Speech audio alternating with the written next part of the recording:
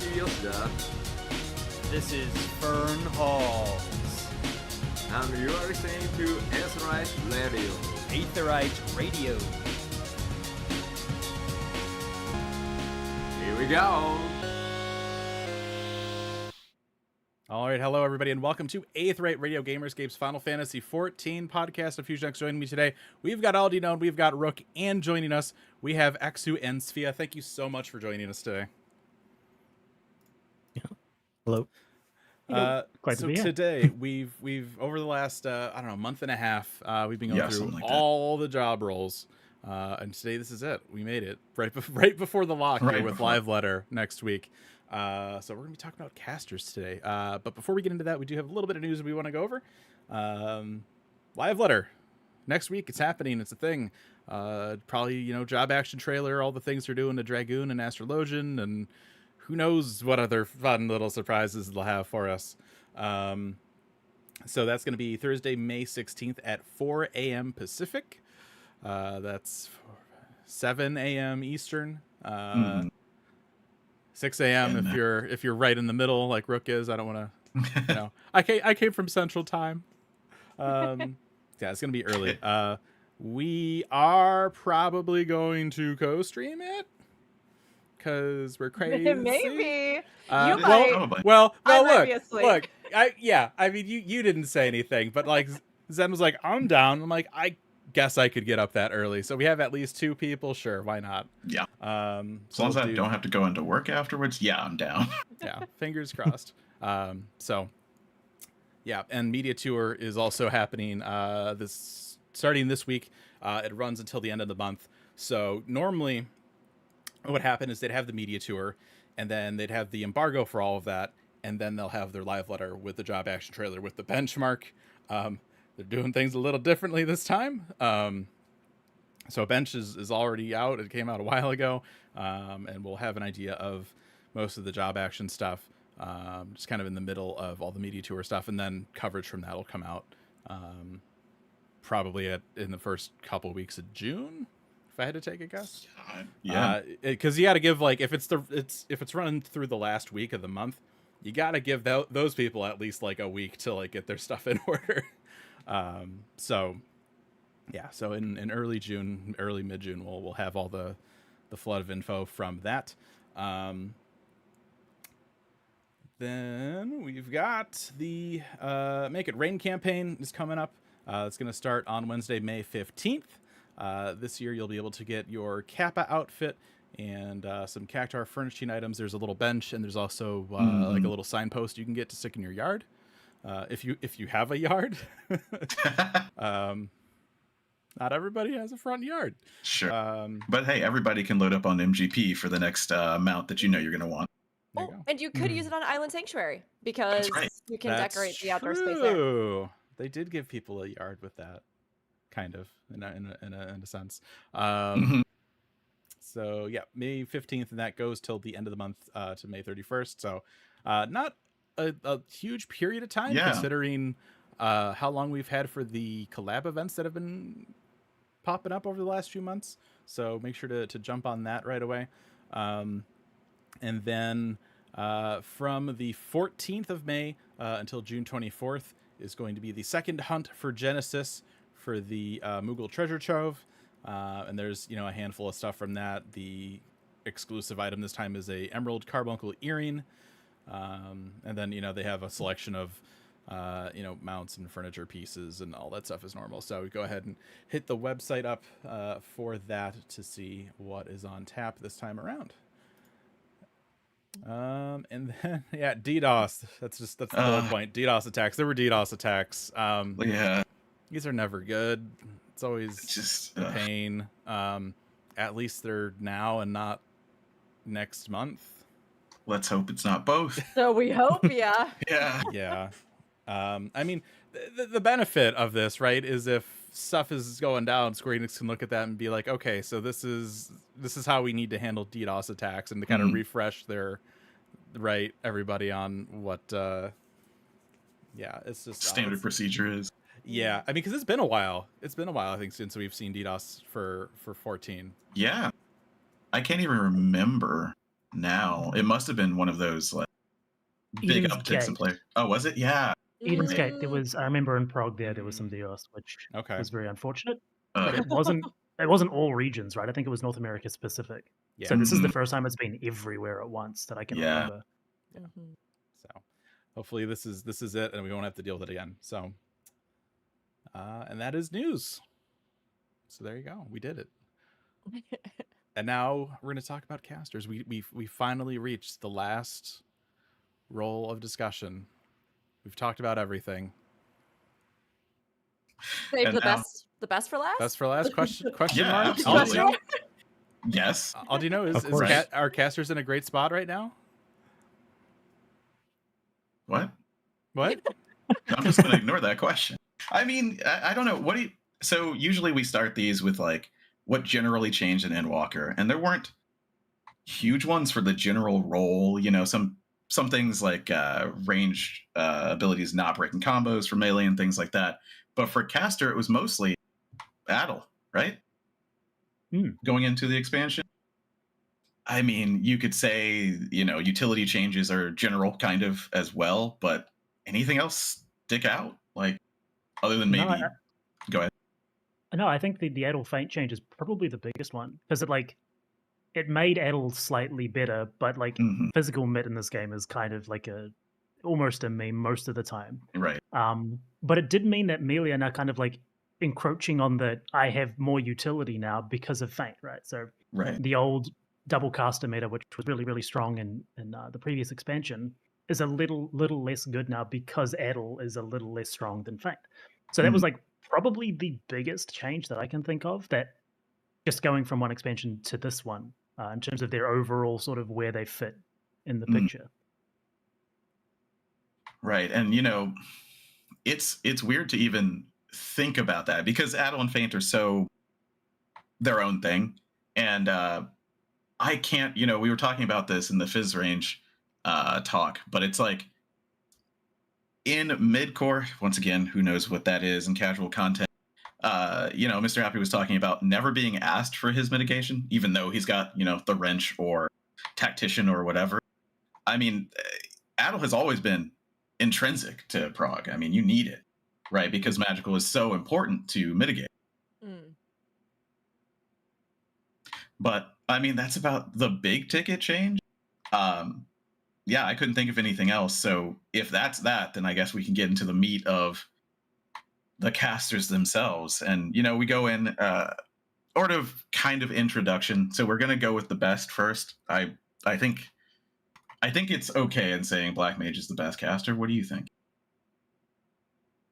How do you define best? Yeah, right, it depends exactly. what metrics you're using there for sure. Well, I just wanted to lead in and say something controversial and then back away. Get Homer into the book. Take it away, Eksu. I know you got thoughts on this. Sure. Oh, man. Where do we start? Sure. I mean, personally, I find Black Mage the most fun of the three casters. For me, like, the fun factor is a big deal, but it's also subjective. Like, some people will see Black Mage's rotation, they'll see, oh, you know, I have to plan a lot. I don't want to play a job like this. They see a lot of cast times. They're like, you know, I'd rather play Summoner or Red Mage where I've got a bit more instant casts going on. At least for me, you know, I care a lot about how much damage I do, and Black Mage exceeds the damage output of both Red Mage and Summoner. I remember when I first started playing this game, I looked up what job does the most damage, and people said Black Mage, so that's literally why I started playing the job. And yeah, I mean, it definitely does the most damage, but, you know, people play jobs for various reasons. I mean, Black Mage is not the best in like a world progression scenario if you're, you know, trying to race right at the start. But it is the best if you're trying to do like a optimized speed kill or something like that. Yeah, I think Black Mage has its place for sure. What about you, Sfia? Would you? I think that's just the way that it goes, right? Well, I love and hate the job, kind of, because I think it has so much depth and complexity, which is great. I think the fact that that depth and complexity isn't required to play the job also great, because then you're like you're hitting multiple demographics with the same job. Right. But it occupies such a different space to every other job in the game that it's like, how do you make this all cohesive and fit? Because you kind of feel like you're not playing Final Fantasy XIV when you're playing Black Mage, whereas every other job, like everybody has their little, hoops they jump through together, and then Black Mage is off in the corner, kind of doing its own thing. So I love it for those reasons, but it's also like it's so different that it's hard to actually compare to everything else, I feel.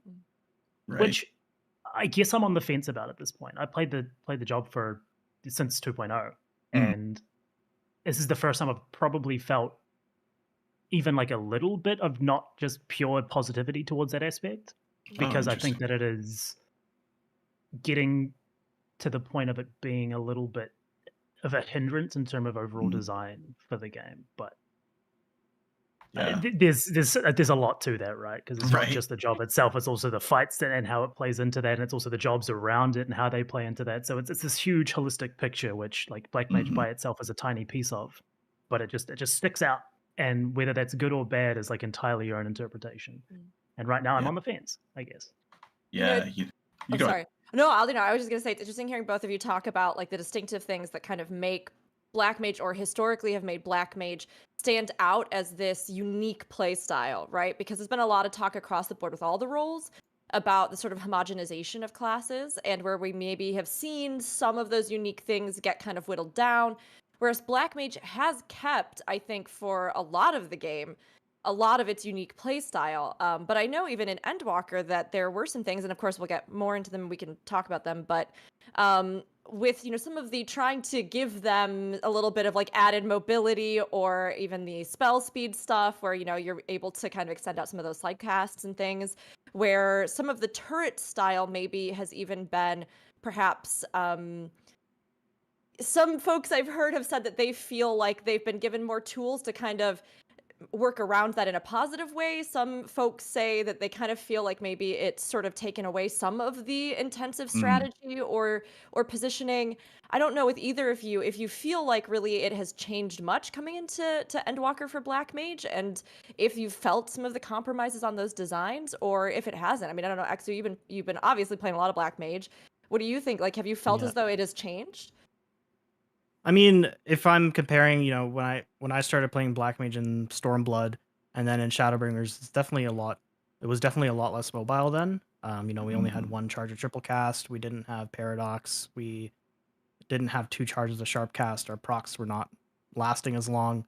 They definitely added a ton of options in Endwalker to make you more mobile. But they also designed a lot of fights where having extended periods of mobility is actually, you kind of need to have it. And I couldn't really imagine doing something like phase 6 of top without having the resources that we have now. Like if you were to put Shadowbringer's Black Mage into that fight, it would be very bad.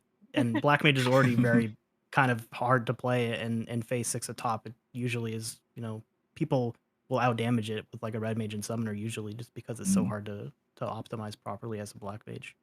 So yeah, I really like the tools that they gave us. I know it kind of takes away from like the turret stationary style, but they're definitely designing fights in a way that you're not really meant to just like be standing still all the time.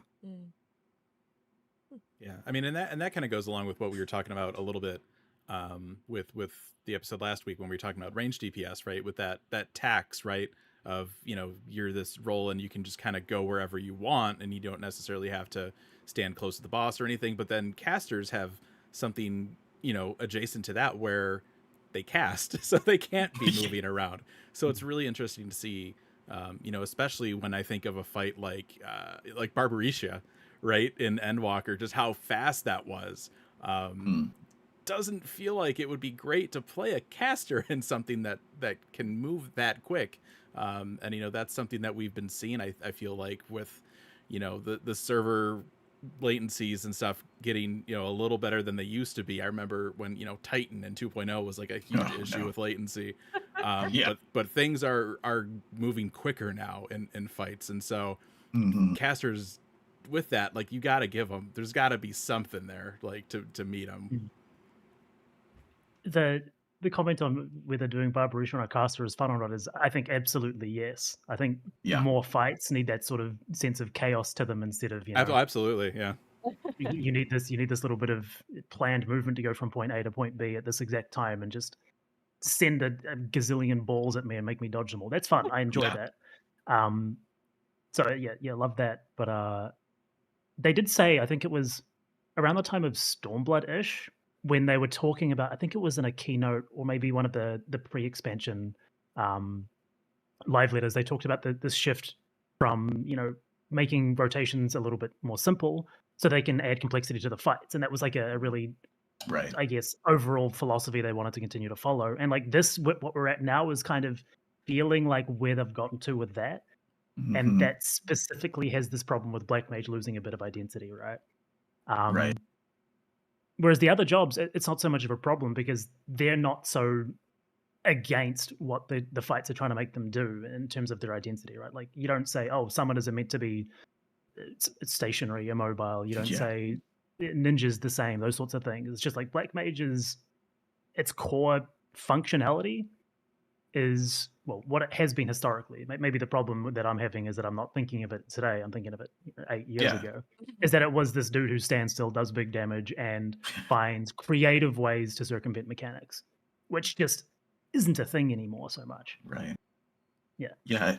It feels like, similar to everything else, kind of being fit into the mold, right? Because we always talk about 2-minute meta, and I know we're going to talk about it more, but that sort of thing, paladins who felt a little bit out of it, 6.3 happens, right?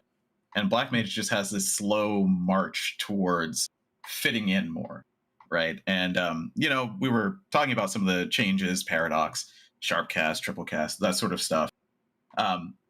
Like, it feels like that they set that out for 6.0. And then they were kind of cruising. There weren't too many other changes, like big fundamental changes for Black Mage, right? I don't believe that I missed anything other than some potency between 6.0 and now, right?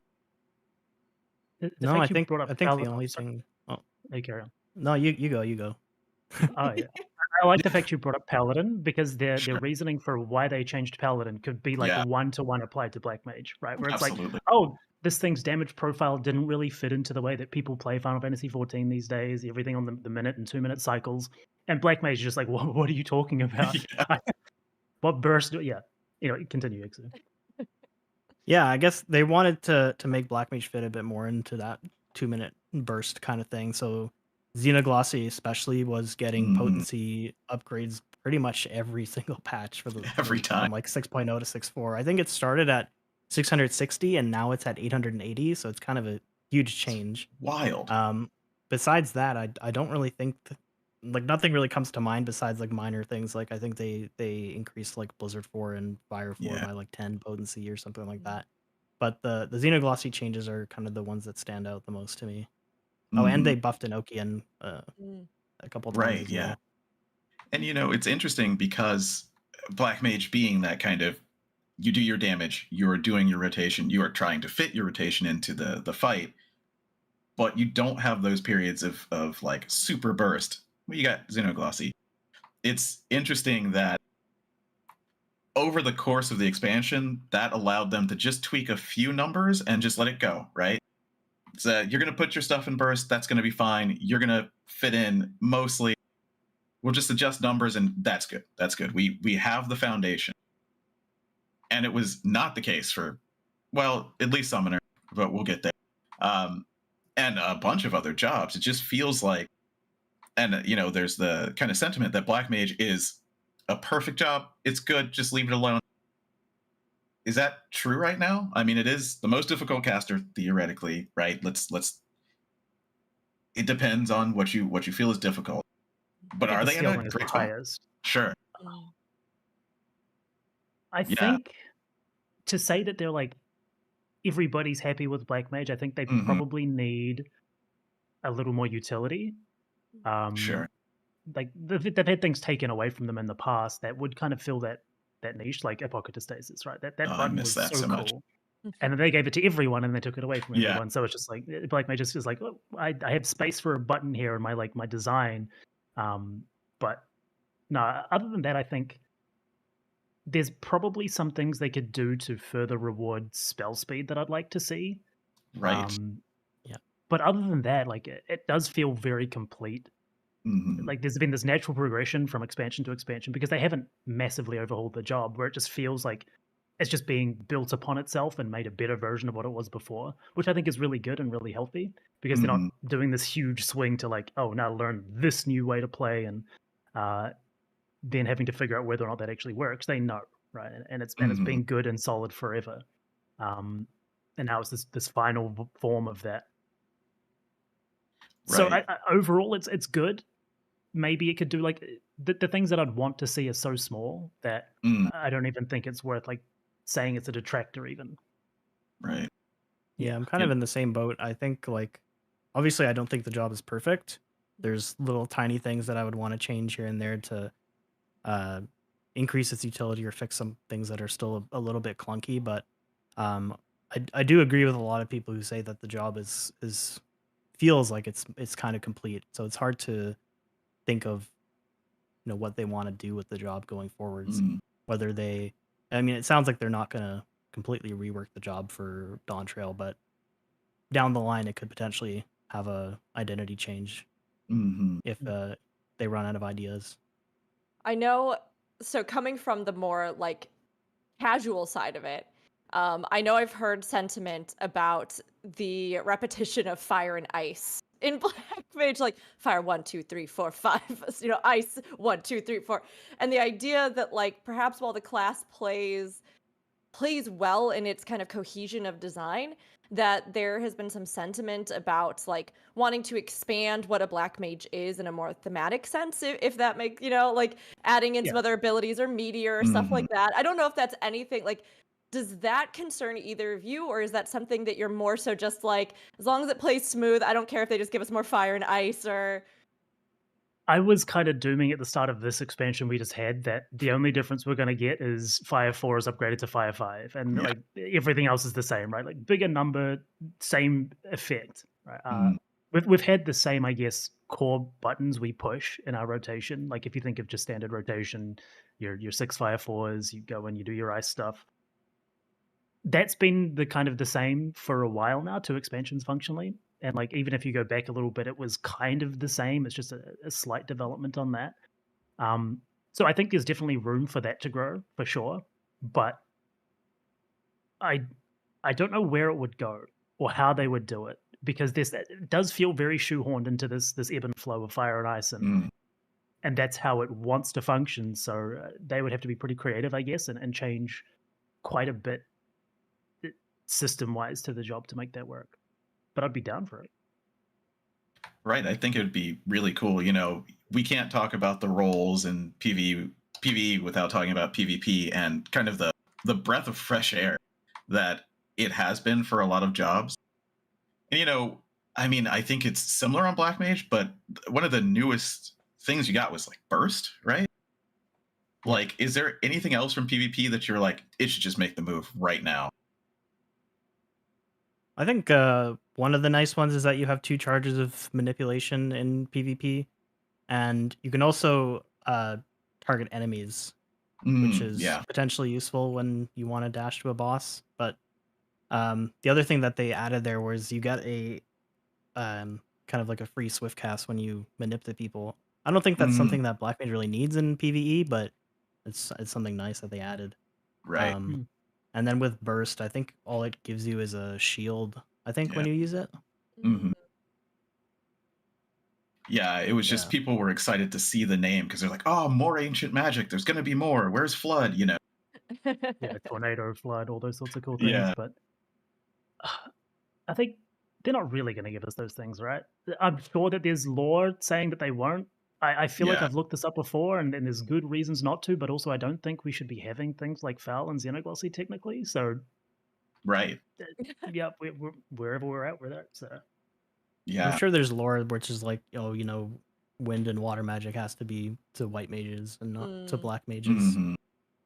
Yeah, there's specifically like across Final Fantasy titles, things that are generally attributed to Black Mage, and like Ultima is one of them, obviously. Yeah. But they've hammered home a very big point that Black Mages should never have Ultima in this game. Whether or not they stick with that, we'll see. But like, yeah, all those other forbidden magic, so like Flood and Tornado and Burst and things like that, they fit into that as well, kind of like a step below Ultima almost. So maybe not. I don't know, but it could be cool, right? Like they would fit, and they've also taken that design space away from White Mage and their direction to making them more like holy based, I guess, with Dia and Glare. So maybe that opens space up there. I think a lot of people actually thought that them moving those away from White Mage meant that Geomancer was coming, and it turns out we got Pictomancer instead. Yeah. But maybe they could do that to Black Mage instead.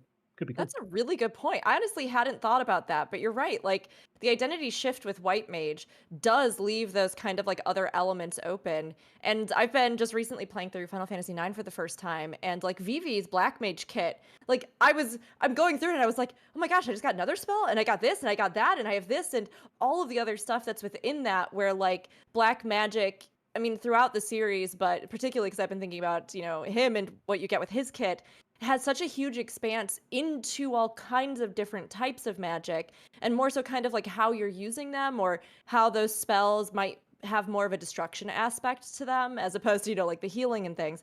So I'd love to see them, if they make it work, like you were saying, if there's a way to bring it in without it just feeling kind of shoehorned. I think it would be really cool to see if after all this time, Black Mage could have some like big thematic, kind of expansions off of how they're using magic in this way. And I think the lore I think they could bend it. They can do whatever they want with it, to kind of support that, or, say, yeah, these are forbidden magics, but, Black magic technically in 14 was also forbidden up until like, recently where it started to be taught again. So like, maybe some of those things could be uncovered and there could be some kind of, hey, there's actually more that these share than we thought, or it's about how you use it and it's not like Black magic's just evil and like, I don't know. I actually love the idea, you mentioned Flood. Just give them something called Calamity Magic. Oh, man. Might be a little bit rough for some of the people watching. I mean, it'll be watered down, like, Eggy Calamity Magic or something, right? But like, it actually couldn't be that bad considering we've got summoners going around bringing up Bahamut. Yeah. So, what's the worst that could happen? Surely everyone's desensitized to it at this point. Yeah. It's like, I'm not going to talk to Alphino about Phoenix at all. All right, that's cool. That's fine. Yeah, I don't need to, right? It's okay. I mean, as we're talking about things that they could bring and how general sentiment is Black Mage is fine. The only thing that I really see maybe changing is some sort of better on-ramping to the job or better transition from level range to level range, because Black Mage is one of those jobs that changes so much depending on what level you are, right? Every job changes, but Black Mage completely rewrites everything. I was just reading someone who was trying to get into the game who was playing Black Mage, and they're like, I just don't get what I'm supposed to do right now. Like, I'm looking up guides and what is this? So maybe something like that. I don't know. The leveling process definitely got made easier this expansion. I think the what's it called? There's a trait, the thing that lets you cast the opposing spell for no mana, means that it got they finally added that to the previous levels, which is really, really, really good. So people can actually have somewhat of a real rotation even at low levels now. But historically, leveling Black Mage has always been probably the worst job. I literally quit the game at level 47 when I first played in A Realm Reborn, because I was like, I don't like this job when I'm leveling it. Then I hit 50 like 2 months later. I was like, oh, it's cool now. But that process of getting to level 50, it wasn't fun, right? Like, things are changing so much. Your kit feels like it's at odds with each other, and then it all comes together at the capstone, and that keeps happening every expansion. You hit the capstone and you're like, oh, so this is how it's supposed to work. I've got this special button which ties it all together now. So the process could definitely be streamlined. And there's a whole bunch of sort of QOL that I think could also happen to a bunch of the buttons that have been around for a really long time as well, which would help those things too.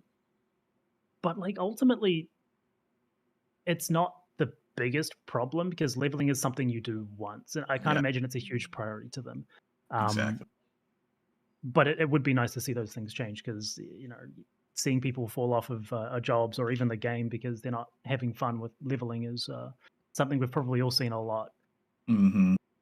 Yeah, absolutely. I mean, those are those small things, right? And you both have mentioned like tiny issues, but that's what this is for. So give me like one or two that you think, all right, this is tiny, nobody cares, but please fix this in Dawntrail. So one of my tiny issues is when you use Mana Ward, it takes like 1.5 seconds for you to get the shield. Yeah. It's like an insane delay, and I compare it to Radiant Aegis that Summoner has, and that goes on like nearly instantly. I'm sure it has something to do with it coming from the Carbuncle and not from yourself, but it's kind of annoying when you can't like be very reactive when you're about to take damage and shield it. You have to be a bit more proactive with Mana Ward usage. So that's something I'd hope for them to, you know, speed that up if possible. That was just something that kind of irked me a bit when you die because your Mana Ward just didn't give you the shield in time. Good old benediction / hallowed ground / a lot of things where you're like, I pressed the button. I swear I pressed it. Yeah. I think there's some keybind stuff or hotbar things that could be consolidated to make the leveling process a lot easier. Like, you could definitely consolidate certain buttons to make them swap out when you're in different phases, right? Like you're never pressing Despair or Fire 4 when you're in Ice. Like you literally can't do it. So things like that could be made a lot easier, which I think definitely helps the leveling process.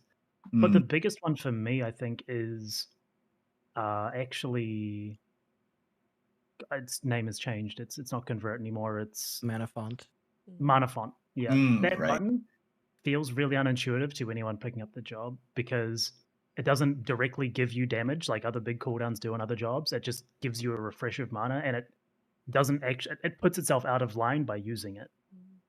So giving it sort of like an XCOG effect, I think, would be really, really cool, where you use the button early, and then when you hit 0 MP, it then gives you the mana back. That way, it keeps itself in line because you're using it as soon as it's available on an instant cast, and not specifically at the end of a fire cycle, or, you know, out of line with everything else. And then the effect feels better as well because you're not sitting there thinking about this thing, especially when you're newer to the job. Like, I watch people pushing their buttons and they're like, oh, I have mana font. I'm just going to stop pushing my buttons. I'm going to push this button now. And then, oh, I have more mana now. And it just doesn't feel very intuitive. I feel almost as if it kind of, its existence is from a time when Raging Strikes was still a thing on Black Mage, right? Where you wanted to get more damage into the small window, which Black Mage hasn't been for such a long time, that it feels a little bit out of place. So things like that would be where I'd want to see the most change. Also, the big one, spell speed interactions with the class there's a couple of them which are pretty broken. One of them is Thunderclouds don't actually benefit. So you know how dots get a little bit of extra damage from spell speed? The Thundercloud proc doesn't account for that into the dot initial hit, which is like it does the combined damage of the dot and then reapplies the dot as well. That spell speed is not included in that. So it just like it makes spell speed worse. And then also Xenoglossy is just like inherently, because it's on a fixed timer and not affected spell speed adjacent, then you're again disincentivized from using spell speed, which I think is way more fun, but you're not allowed to do it because it does less damage. And the whole point of playing Black Mage is to do damage. You know, it reminds me of the kind of sea change that I saw, you know, outside looking in as a summoner who had to bring the raise but wanted to play Black Mage.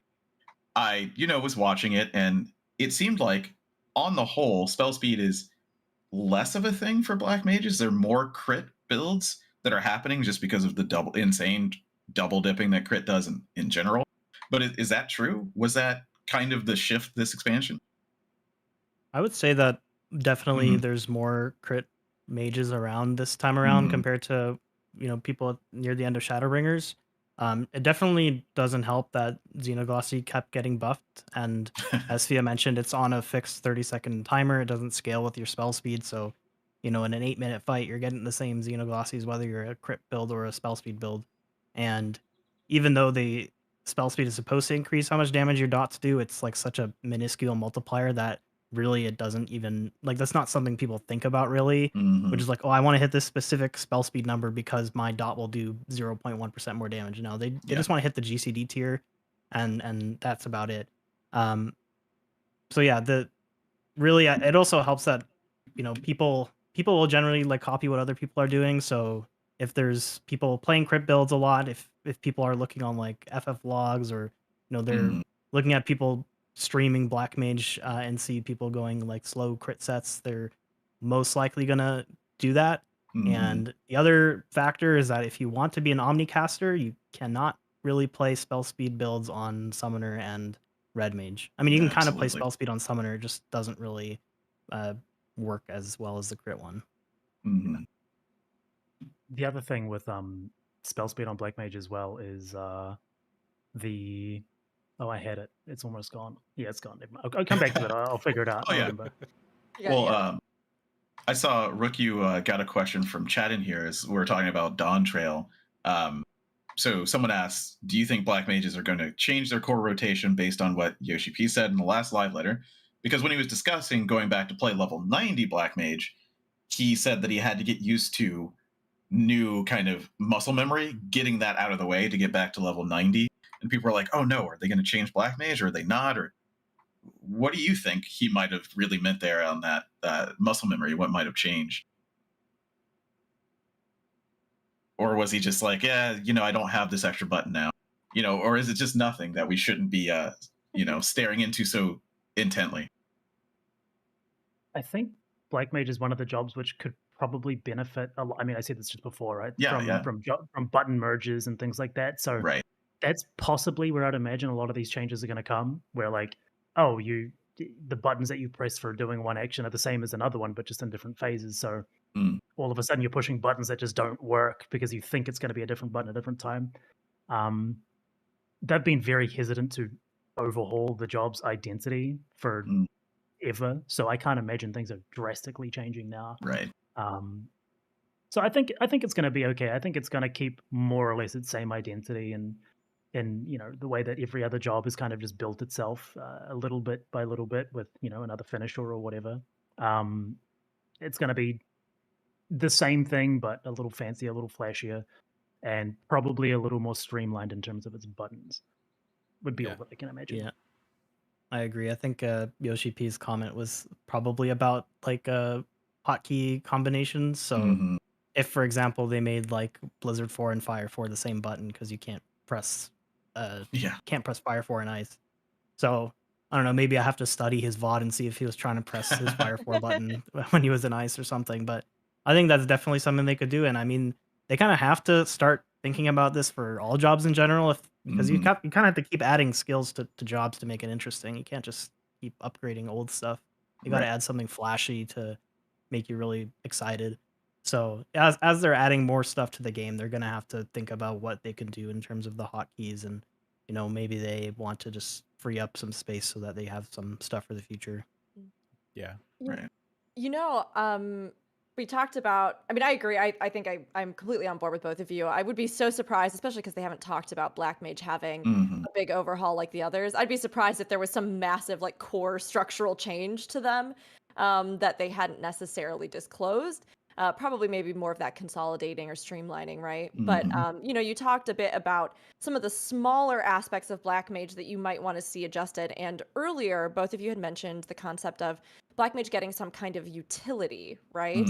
That because it is kind of the selfish caster, which across all the roles, this sort of trade-off of the selfish ones versus the support ones, I think there's some discussion about it everywhere, but particularly in like casters, the penalties that you have to pay for having a res or other stuff like that oftentimes are pretty highly discussed. I don't know if either of you have any ideas about what you'd want that utility to be. I know from my healer perspective, I'm over here like, mana shift was kind of cool.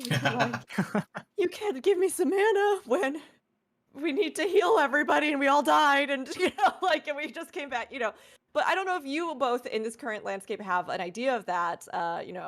Eksu, do you have any ideas like kicking us off that you're like, oh yeah, this would be cool for a utility? Yeah, I think of mana shift a couple times just when my healers are really just down in the dumps and they need something. I think they would have to change the way that your MP regeneration works a bit, just so you're not kind of hindering your own damage output by granting some MP to your party member. APOC that we had before, just to give the magic mitt to someone, that would be useful. But like besides that, I don't really know if Black Mage needs to have a ton of utility. I'm okay with it being like a selfish job and not adding like too much to the party besides its damage output. In terms of like its personal utility, I'd want it to probably have like 2 charges of its shield, so it's on par with Summoner. Yeah. But yeah, in terms of, I don't really know if it needs to have like its own mitigation besides like Addle, for example. I'm personally okay with the way it is right now. I actually kind of disagree. I think that offensively it shouldn't give any utility. I think having the selfish role should be entirely talking about its damage. But like Final Fantasy has moved so much to being a team game where like everybody's contribution, especially defensively and healing wise, matters. That like having nothing unique feels bad, right? Like you've got the mana barrier or magic barrier on Red Mage. Feels incredible to have. It's just like I just have this button. Tanks all have multiple versions of party mitts now. All those sorts of things, and it just feels like you're not really working as part of the team in Final Fantasy as a Black Mage right now. You're just you're literally sitting there throwing spells and doing nothing else, eating other people's raid buffs. That's it.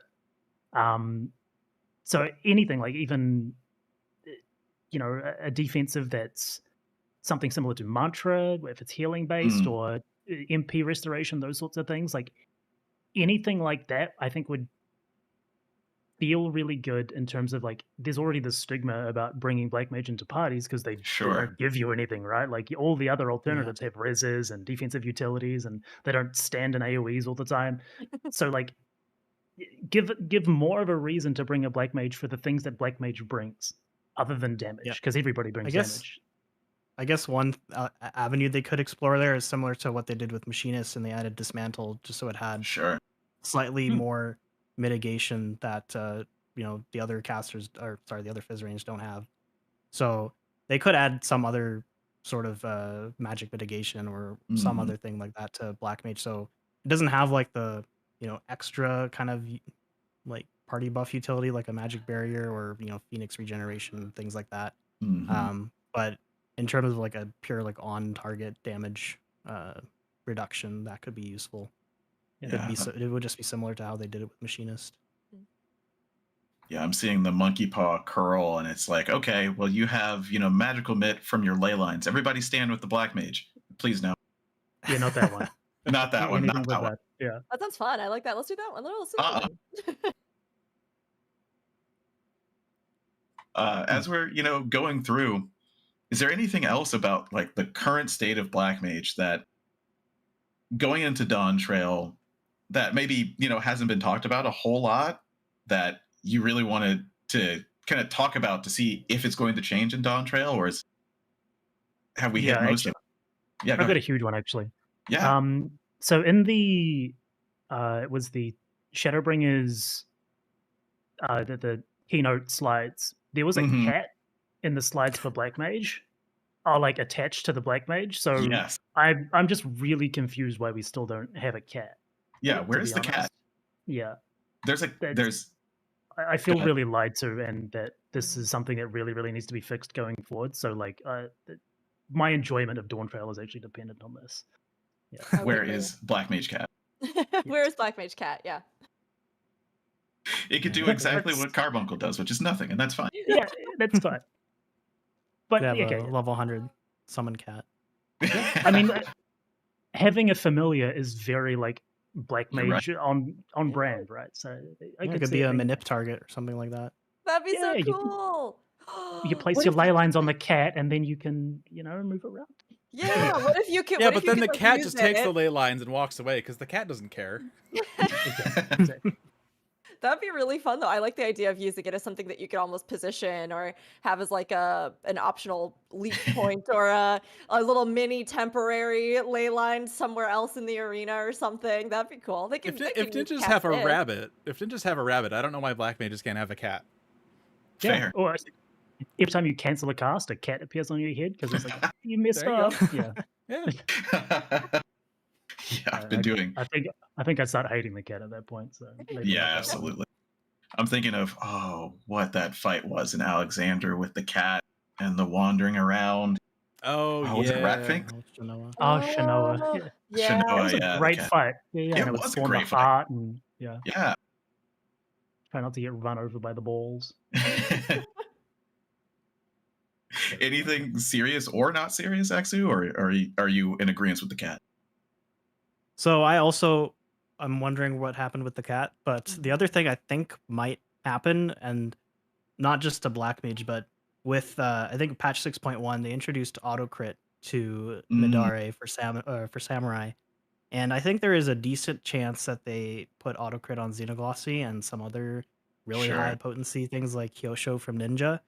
Double down. Where's double down? Like double down and things like that. I don't think they wanted to do it during the expansion, but I mean, with a new expansion, it's kind of a appropriate time for them to make a sweeping change like this. The only issue with that is that it would even more so force people into a crit focused build for Black Mages. So if they did something like that, they would really need to make it so that your spell speed gives you more Xenoglossies so that you can kind of even it out a little bit.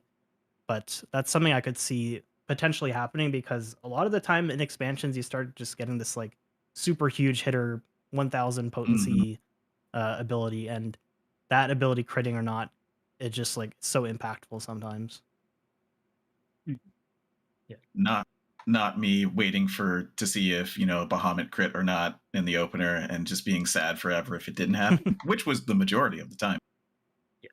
I mean, I think people talk about it too much as being a reason why they're enraging, but damage variance is a thing in this game, and it's pretty bad. It's not so bad to the point where it makes or breaks a run. Like it can, but generally that's because of, either you're not pushing buttons correctly or you're losing uptime, those sorts of things. But the fact that you can use it as an excuse for why you've not made a check or enraged and those sorts of things is kind of bad. The fact that it's gotten to that point. So I can very much see the normalization of critting the big hits being a thing, which would take away that sort of argument to a degree. I mean, they already did the normalization with limit break damage. That was more specifically for one specific phase of one specific fight. But that's sort of how this works, right? If you put that exact same scenario in, what's a good example? Oh, the second phase of the La Habrea fight, right? The P8. Yeah. And there's this like minute into something long section where everybody's just doing double damage. And if you crit the big abilities in that window, it's the same as a limit break, right? You're doing so much more damage than you would have otherwise. So that specific sort of thing lets them create more scenarios like that where it doesn't feel bad to not crit. And they can actually, balance that sort of stuff, because there's really, really big discrepancies when you have those sorts of windows. So that would be one good change for sure. Yeah, I was going to mention, and this kind of just segues for a second, but with the way that Mediator and the live letter is now, usually Mediator, at the very beginning of the session for a Mediator, they would go, here's all the big changes. Belts are going away. Stat squish, accuracy going away, right?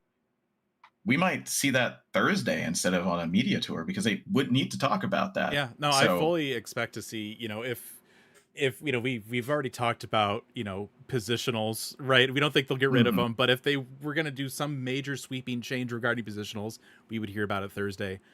If they were going to do something, we mentioned earlier the idea of having buttons be replaced with other actions and stuff like that. We've already seen those changes a little bit in some jobs, but if they were going to do a bigger change about that, auto combos or something like that, we would absolutely hear about it on Thursday. Right, or any big changes to crit, direct hit, that sort of stuff. Yep. So we might find out sooner rather than later.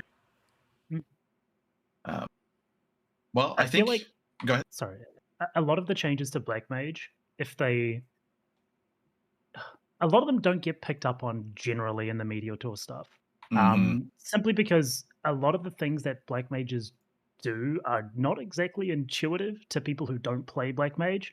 So a lot of the interactions and the things that happen inside the kit were like, well, I guess we find out when the game launches, which is good and bad, because on one hand, it stops everybody from dooming about the job because, it doesn't work. We just literally don't know. But it's also like there's always more to figure out. because I guess we just haven't had somebody who's like super passionate about Black Mage there before and going and testing all this stuff, because some of it is like really niche and specific. Yeah. So Yeah. we'll find out some stuff surely, but there's going to be lots of things that we're going to find out only at the like expansion launch day. Yeah. Personal request to any Media Tour people to That's press what I was gonna ask. transpose on Black Mage and see what Right. happens.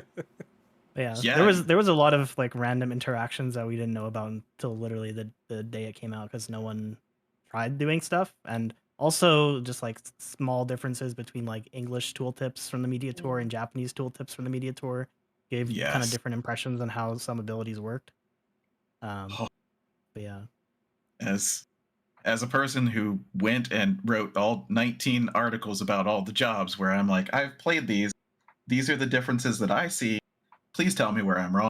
Yeah, I think that there should be a general kind of community call from people who may or may not be going to the Media Tour, because but just what do you want to know after Thursday? What does Thursday make you want to think about what's changing, right? So we can kind of get some focused testing. yeah, time to make the community Google Doc of what we want people to test. Yeah, exactly. Exactly. And that's what we're here for, right? But I guess that closes the chapter on Black Mage. Is it time to move over to Summoner? Is it, Al? Do you know? I'm here. I'm here for this. You emotionally ready for this? You think you can handle it? I'm not.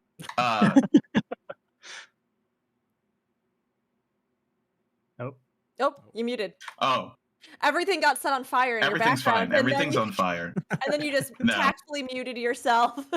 Yeah, because I was screaming internally. Well, I guess to begin with Summoner, kind of like we did with Black Mage, we can talk about very quick kind of the history of Summoner going into Endwalker. And, you guys have played at a higher level than I have, right? I think for a long time, the kind of perception of Summoner was it's easier than Black Mage, certainly easier than Black Mage. It's a little bit difficult, but it's mostly the jank. Would you say that as well? Kind of the pet interaction? It depends how far back you go. Sure. Because I remember in 2.0, Summoner was seen as the difficult caster. Yeah, absolutely. Because Black Mage was literally standing still and pressing fire one just over and over again. Yeah. But I'd say from Heavensward onwards, it was probably Black Mage is the harder one, but Summoner was complex. But it was one of those things where once you reached a certain level, you were like, oh, okay, now this all makes sense. Then the difficulty was I have to deal with this thing that doesn't want to listen to me. Yeah. I remember my Summoner friends complaining like, oh, I moved and my Bahamut didn't auto attack. Oh my goodness. Yeah. I know the pet jank was something that turned a lot of people off from even attempting to learn the job. Right. And then, there was a lot of really good guides over the years. And I just remember having people talk about, oh, the 13-page Summoner guide, Summoner must be so difficult. And it's like, I mean, that guide was amazing. I will not disparage it. It was awesome, but it was so hyper focused on dealing with the jank that it gave this kind of presentation like, oh, it's so hard. I'll never touch that. It's just as hard as Black Mage when it wasn't, But as we got into Shadowbringers, Summoner was a little bit cracked. And I'll say that as a Summoner. It's a little bit cracked. I enjoyed it. But maybe it shouldn't have done the damage that it did. Maybe. Well, Shadowbringer Summoner was like, it was okay on release, and then they did a couple of changes. They warriorized it, is what I call it. What they did to Warrior and Stormblood, and they're just like, oh, now we're going to make the job a little more streamlined. But then they just like kind of just gave it too much damage. And then you got to the end of the expansion, it was just like, it did a lot. Wild, yeah. And it was good. I think the game kind of needs different jobs to have their moment, I guess, or else like you kind of feel like, I've been, in the trenches playing Dancer for 7 years and I've never been the best. It's nice, but when it's almost an entire expansion of it being overwhelmingly the best pick, it can feel pretty bad.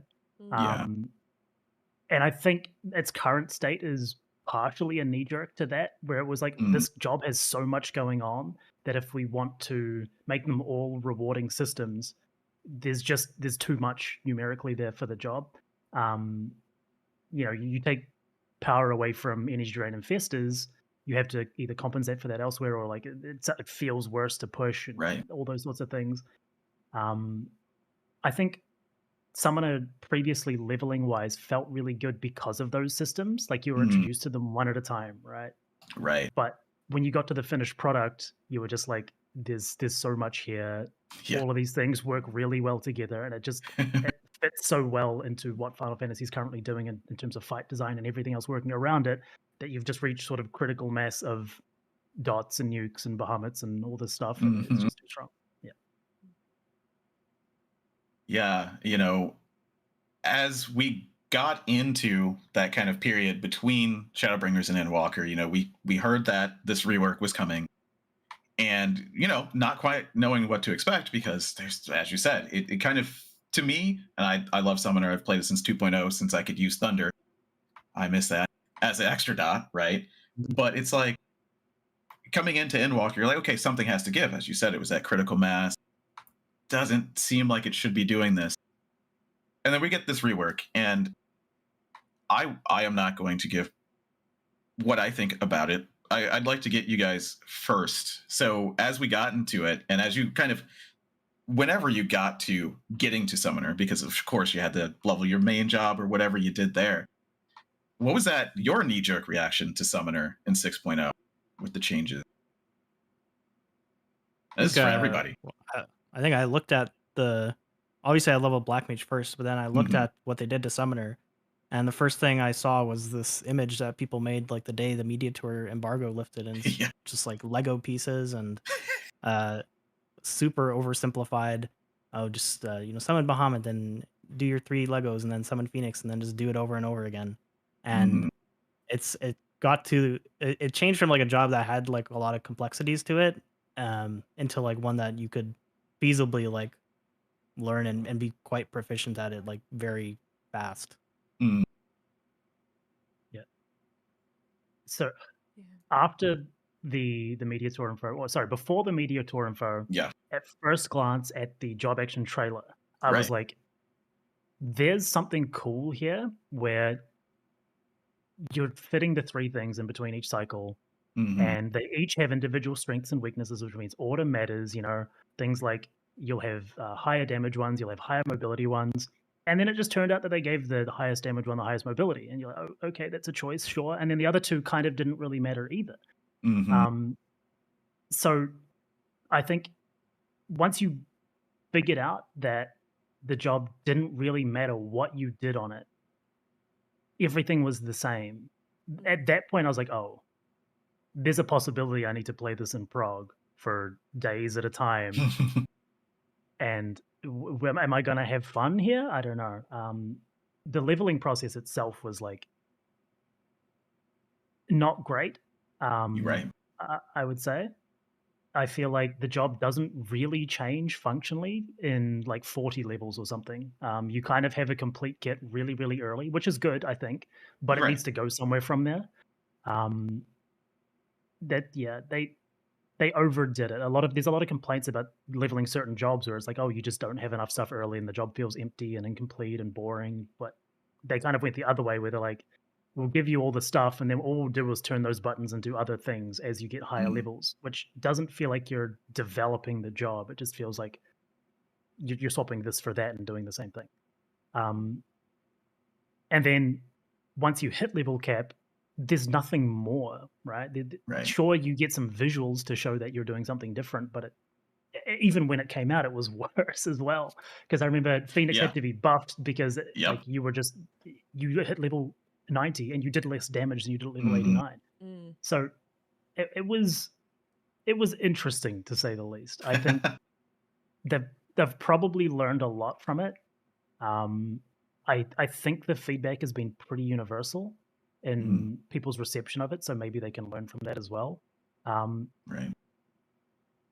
I think it can only go up from here, right? Right. I think that's the thing. Right? Question mark, please? Yeah. There's a big question mark there. Yeah. No, I think everybody's... weighing in my humble opinion, right? That's what I was asking for, yeah. Yeah, no, like as somebody who always found Summoner to be, it was a class I always thematically wanted to play. But you know, mostly I heal in endgame, and but I was like, oh, you know, I love Summoners. Summoners are cool. There's a lot of overlap in 14 lore about Summoners and White Mages, and you know, you get cool stuff. And I'd always been drawn to it because of that. And actually, I think the very first character I ever made was a Summoner. But as I got into it in 14, you know, thematically, I was like, oh. That's not what I thought it was gonna be. Like, you know, it had some of the stuff for sure, and like you are summoning things. But it was always something that I felt like there was that part of it where the actual fantasy of it felt kind of not maybe in line with some of the setup of the franchise. And then other parts of it too, where I remember at some point I looked up an end game rotation for it and I went, oh, how long is the opener? That's just the opener? And then I was like, no, I'm okay. And I just kind of like never considered playing it again.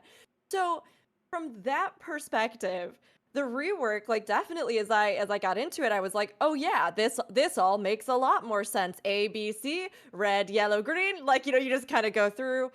But it's been so interesting hearing everyone talk about it because it really does feel like what was released was almost like the base template of the rework as opposed to a job that they then had like gone all those extra extensions that would have been all of the expansions adding more complexity into it. And particularly with a kind of rotation, I think you brought up some great points about, you know, oh, then maybe each of these will have something different to them. Because I kind of thought the same too. You have different summons. Obviously, those summons will have some kind of interplay or reason that you would use them in specific phases or for specific reasons. And while there are kind of some things, yes, like the mobility or AoE or stuff like that, that might give you some trade-offs, I can't help but hope that there, at least with this base, there is the potential, hopefully, yes, that they will take up to like expand it out. Because even whatever you think about gacha games, you know, some of the stuff with gameplay that I've seen even recently with like Genshin, for example, where how you are switching or cycling through your teammates might apply certain effects to the next one or some kind of other ability. And you might try different combos of certain, you know, rotating through to do certain things. Like, I think there are a ton of different areas they could draw inspiration from to make the summons feel unique, make them have some kind of interesting interplay that gives you a reason to kind of go through them or choose your flow differently in certain ways or like expand out on them. It just always feels like Summoner has had this weird thing of being kind of lumped in with Scholar, but then also being a pet class, but then pet classes weren't necessarily super well developed in 14, and they feel like it feels like they've been apologizing for that ever since by just being like, oops, oh gosh, oops, we did bad, oops, it does nothing now. And you're just like, I don't know if any of these were the right solutions. But now we've gotten to this point where at least there's something that I think has potential. It's just whether or not they build on it. Because I've heard from so many Summoner mains that even if it's more approachable now for new players, even for new players, eventually they get to the point where they're like, oh, I thought maybe there would be more? Or but it's just this, and I just kind of do this? Okay, cool. I mean, that's easy, you know? So I hope they keep building it, honestly. Yeah. That exact sort of mentality is kind of why I'm of two minds about Summoner. Because for anybody who doesn't play Summoner as a main job, it is great. Yeah. Absolutely. Like the fact you can pick it up and do like a very large portion of your like actual ceiling of what you can possibly maximize out of this job very quickly feels good, right? Like you're like, oh yeah, I'm doing really well on this job. But for anybody who really, really wants to dive into, like, you know, they love the class ideas, they like the themes, all that sort of stuff. It's like, where do you go next? It's a very, very shallow pool. So I don't know. They can leave it as easy as it is, but add more depth and complexity. Like that's why when we compare it directly to Black Mage, which we were talking about, which at a baseline is like, you know, standard is simple, it makes sense, and then there's layers to it after that in which you can find that complexity. I don't know where they add that with Summoner is the problem, because it's so streamlined. Yeah, it's so streamlined and it feels so already complete for what it is. You know, as a Summoner main forever until now, literally until the end of this expansion, where I'm kind of soul searching and waiting for Dawntrail. like there is complexity, and I know that there are a lot of people in the community who are like, why do you need it to be difficult? Like, why can't there be one? There can be a few, but the complexity here is like putting festers into burst and not dooming yourself with Ifrit. And maybe you can also add, well, that Garuda puddle is a ground puddle, so hey, if the boss is going to move, don't do it right now. And that's about it. Yeah. You know, when you really truly think about it. I don't think that's enough for any job. Think about a minute. Yeah. Yeah, right. I don't think Literally it's enough. 3 thoughts per minute. I think is a bit rough when you're thinking about an end game job in a game that wants you to engage with the level of complexity of mechanics and fights that we're doing. That what they're asking of you there doesn't match up with what they're asking of you with Summoner or any other job. Right. Right. It's so different. Yeah. Yeah. I mean, usually for me, I'll end up, you know, after an expansion, right? You level the main and then you start dabbling in other stuff. And then at some point I'll usually do Scholar and Summoner, right? Because they're still linked. Who knows if they will be in Dawntrail. Please. But, you know, it's leveling one of those. I usually level Summoner because I don't like to heal. But it's an easy way to get those rolls up, right, for the role quests, right? And it just it made me think of a stoplight, like a traffic light, the rework. It's just like there's the orange, the green, and the red dots, and it's just like, you know, but it's so interesting because I mean, you know, I can think back playing 11. We had Summoner in 11 as well, and there was always problems. Oh yeah, you know, goodness. You think right now about how in 14 you go through and you just kind of like have an eggy and it just shows up and like smacks something and goes away. That's not completely unlike how the playstyle for 11 would be, where you would go and you would fight these summons to like acquire them, but then you would summon them, use like one ability, and then take them away because it would just drain your MP otherwise. And that's not really what a summoner is when you think of Final Fantasy. You think of like this thing that comes out and it's I mean, I guess so in some Depends senses, on the right? Final Fantasy, it's so different, right? Like that, you know, you think of like 10, where you summon the thing and you fight with it and it's out the whole time, but then like every other one, it's you know, you summon it, it does its thing, and then it goes away. So it's such a weird thing, I think. Yeah, it's a difficult sort of concept to squeeze into a tab target MMO. I think GCD based MMO. It's like you're changing it so much from the format which is always virtually turn-based RPG. Just, you know, I get to use my summon ability now, and then it does, you know, whether it goes away or it comes back. It's very much more structured and formula. But now you've got a way more free-flowing sort of combat style, and yeah, making that work. My initial thought of how it was going to be changed significantly was actually more like Dissidia Unit. If you ever played that on the PSP. Oh yeah. Okay. Where she would like use an Ifrit punch, and the Ifrit arm would come out of this little portal behind her, or she'd use like a Bahamut breath, and Bahamut's head would appear above her and breathe down, those sorts of things. So it would be like all of your inputs are using summons, but for that one attack, and every single GCD would be like that, almost 16 like, right? Where like you're using those abilities. That's what I thought it was going to go towards, instead of this one summon dude, and then you get a couple of enhanced abilities, which feel kind of disconnected from the original anyway. So it's identity. Yeah, it sounds really cool, right? And Dissidia is a hugely underrated game, but nobody bought a PSP, so that's why it's underrated. Yeah, exactly. But it's just like they have so much they can do with it that I'm not like completely doom about it in the future. It's just that right now I feel like they played it very, very safe because it was such a massive overhaul. Yeah, it is just completely different, and you know that sort of, you know, channeling them for a moment. I could think of is it Demonology WoW, Demonology Warlock and WoW, where you just hitting GCDs, but there is a different effect. Like that's your summon, right? It's just happening in the moment.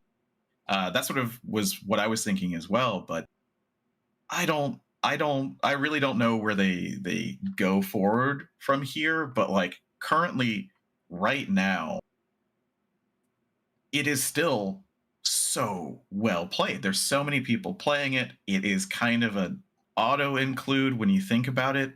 When you think about the two raising caster, Summoner is just so much more prevalent.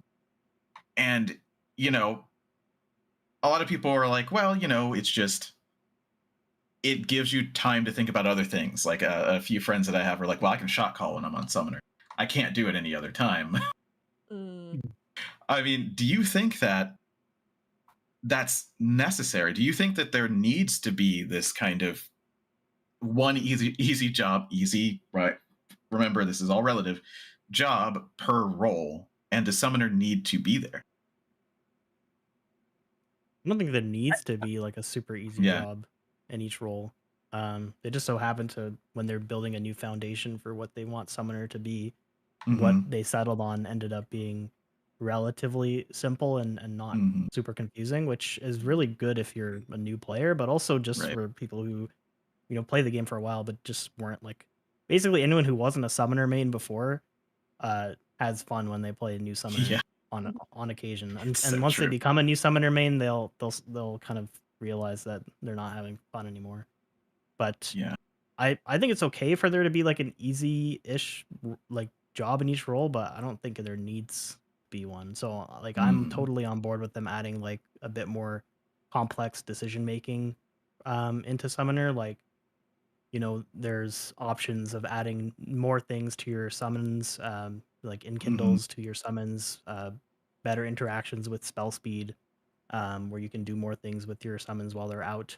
Of course, everyone wants kind of like, oh, I want to summon Alexander or something like that, but they need to add, like, just doing that is, I don't think is enough to make the job interesting for a whole another 2 years. So people are like, oh, I want to do. Yeah, people are like, oh, I want to do 3 new primals instead. I want to do Shiva. I want to do Leviathan. I want to do Ramu. I want to do Odin. Like, people will throw out these ones, and you know, it definitely could be the way that they're kind of taking the job is you just kind of fully embrace the Summoner, summon all the primals style, and they'll just introduce more Lego colors. Yeah, but if they do that, you still run into the same problem unless they change sort of the ideas behind what these individual Legos do, right?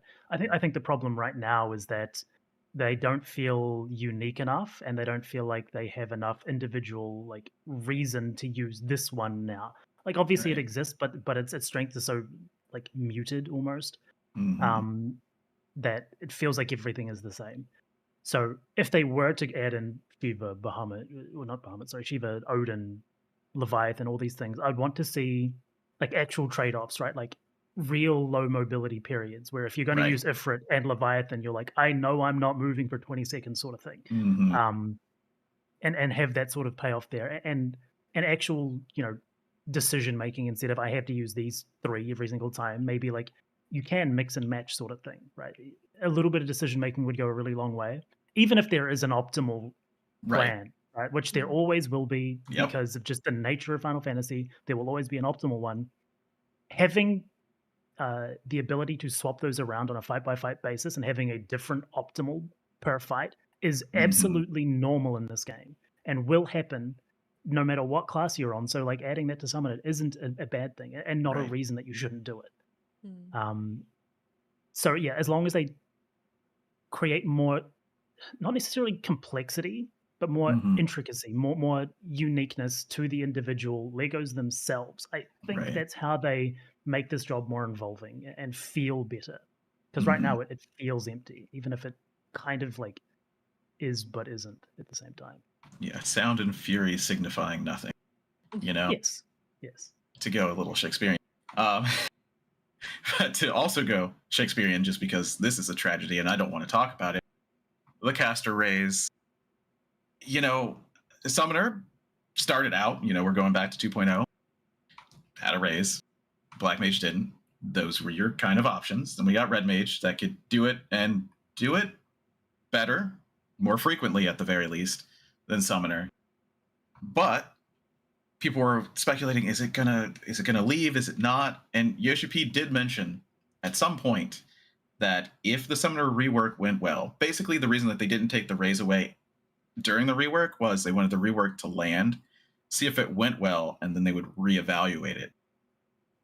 What do you think their reevaluation shows them? Do you think that it stays? I mean, we heard Pictomancer won't be able to raise you. Was he burying the lead that nobody will? So first of all, getting rid of it. Yeah, not going to get rid of it. First of all, I think so. summoner hotbars without raise would look even funnier, because it'd be You're 4 right. buttons left. Yeah. I don't know what metrics they look at and what they deem as success of the job rework. If I knew that, then we could have a proper answer. But absolutely. Is it player rates? Because lots of people play it. Mhm. Is it like forum feedback about the people who are passionate about the job? Is it there's a whole plethora of things that they could look at and be like, oh, this is the line we wanted to meet. Mhm. But I feel like in terms of the overall balance of casters, it probably needs to stay, because what do they give it in return? More damage. Now it's encroaching on like the role of your Black Mage and your Pictomancer, while requiring like a quarter of the brain cells, and like that's, I don't think, good design, because they've talked about it before, that they think that complexity has a trade-off with overall damage. That's something that they've talked about. What they consider complexity is obviously another metric as well. That is a different conversation. But if they were to take it away, it would need that power budget reallocated somewhere else. And I don't think it's healthy for it to have more damage than it currently does, just because of the nature of its design. That said, creating that sort of we haves and we do not haves in the caster role is very polarizing. Yeah. And Dawntrail is going to be interesting about how they handle that. Yeah. Yeah, actually, you were saying you don't think it goes away for the same reasons? More or less, like if they remove it, yeah, they definitely have to, give it something extra. I don't know if they said this exactly, but like the reason why they're like Red Mage and Summoner damage is lower is just because they have this extra utility that Black Mage doesn't have. So if you remove Summoner res, then you do have to add something more to the job to make it enticing, because you have to compensate them in some way for removing that. Right. And then that will just create another problem, because now you're gonna have people just only wanting red mages in their party, because they're the only ones with a res left. If they go that route, they could also just take the res out of red mage and just have no res at all. I don't think they're going to do that either. Yeah. But having one res caster and 3 non-res casters is not good. So that's how you make metas. I definitely think they would. Yeah. I definitely think they'll keep it even and keep it 2 and 2. Yeah, I know at some point going into Media Tour and afterwards, I was writing about it, and one of the things that I said about whatever the caster's coming in, if it does have a raise, everything has to change. If it doesn't, nothing really does, right? You can kind of slide it in without rocking the boat. I mean, you can't. It's going to rock the boat. No matter what, things are going to change. But the least impactful thing that they could do is introduce the new caster with no raise, and that's what we're seeing. And, there's always good and bad, right? But now it's at least even, right? Yeah. It'll be interesting to see. I guess fight design is going to determine a lot of how these jobs play in terms of how punishing death is and all those sorts of things. Because there are fights where Red Mage can absolutely carry you, and this is through all difficulties of content, right? There's extremes, there's normal modes, there's savages, there's ultimates even, where Red Mage res is absolutely broken and just demolishes the fight. But there's things in each of those difficulty brackets as well, where Red Mage is practically useful for the res at multiple points in time. So the fight design determines the usefulness. The fact that they have that tool to begin with is the measuring stick, though, at which they're balanced against everything else. They have to be accounted for being in best case scenario, essentially. How good are you when everything lines up and the stars align and your utility is perfect? Yeah, that's the measuring stick. So Pictomancer has to do a lot of damage, essentially, is what the takeaway from that is. Right. Yeah. It has to be at least higher than Red Mage and Summoner, no matter what. Yeah. It is one of those things where it's in the game, and as long as it's in the game, things have to change for it. And I love what you just said about, in the ideal conditions, because one of the things that we were talking about in range, physical, and now in caster is just by having the utility, not whether it's useful, that's where the tax is from, right? Yeah. You could go through in a great group and not really need it as much, specifically for reclears and extremes and things like that, but you still have the same tax. And I think that that's a lot of where that friction comes from. At least for me personally, I know that's where it comes from for me, because I love having that utility, but I wish it only taxed me when I did it, which it does tax you when you do it. But it taxes you for just being there as well, just the opportunity of having it. So I don't know the answer here, other than it's going to stay, and we'll see how fights shake out. Specific to Summoner, like, it's almost kind of built in, like, what you're losing, right? You've got your 1 ruin 3 per minute, and like this is the button you're losing every minute.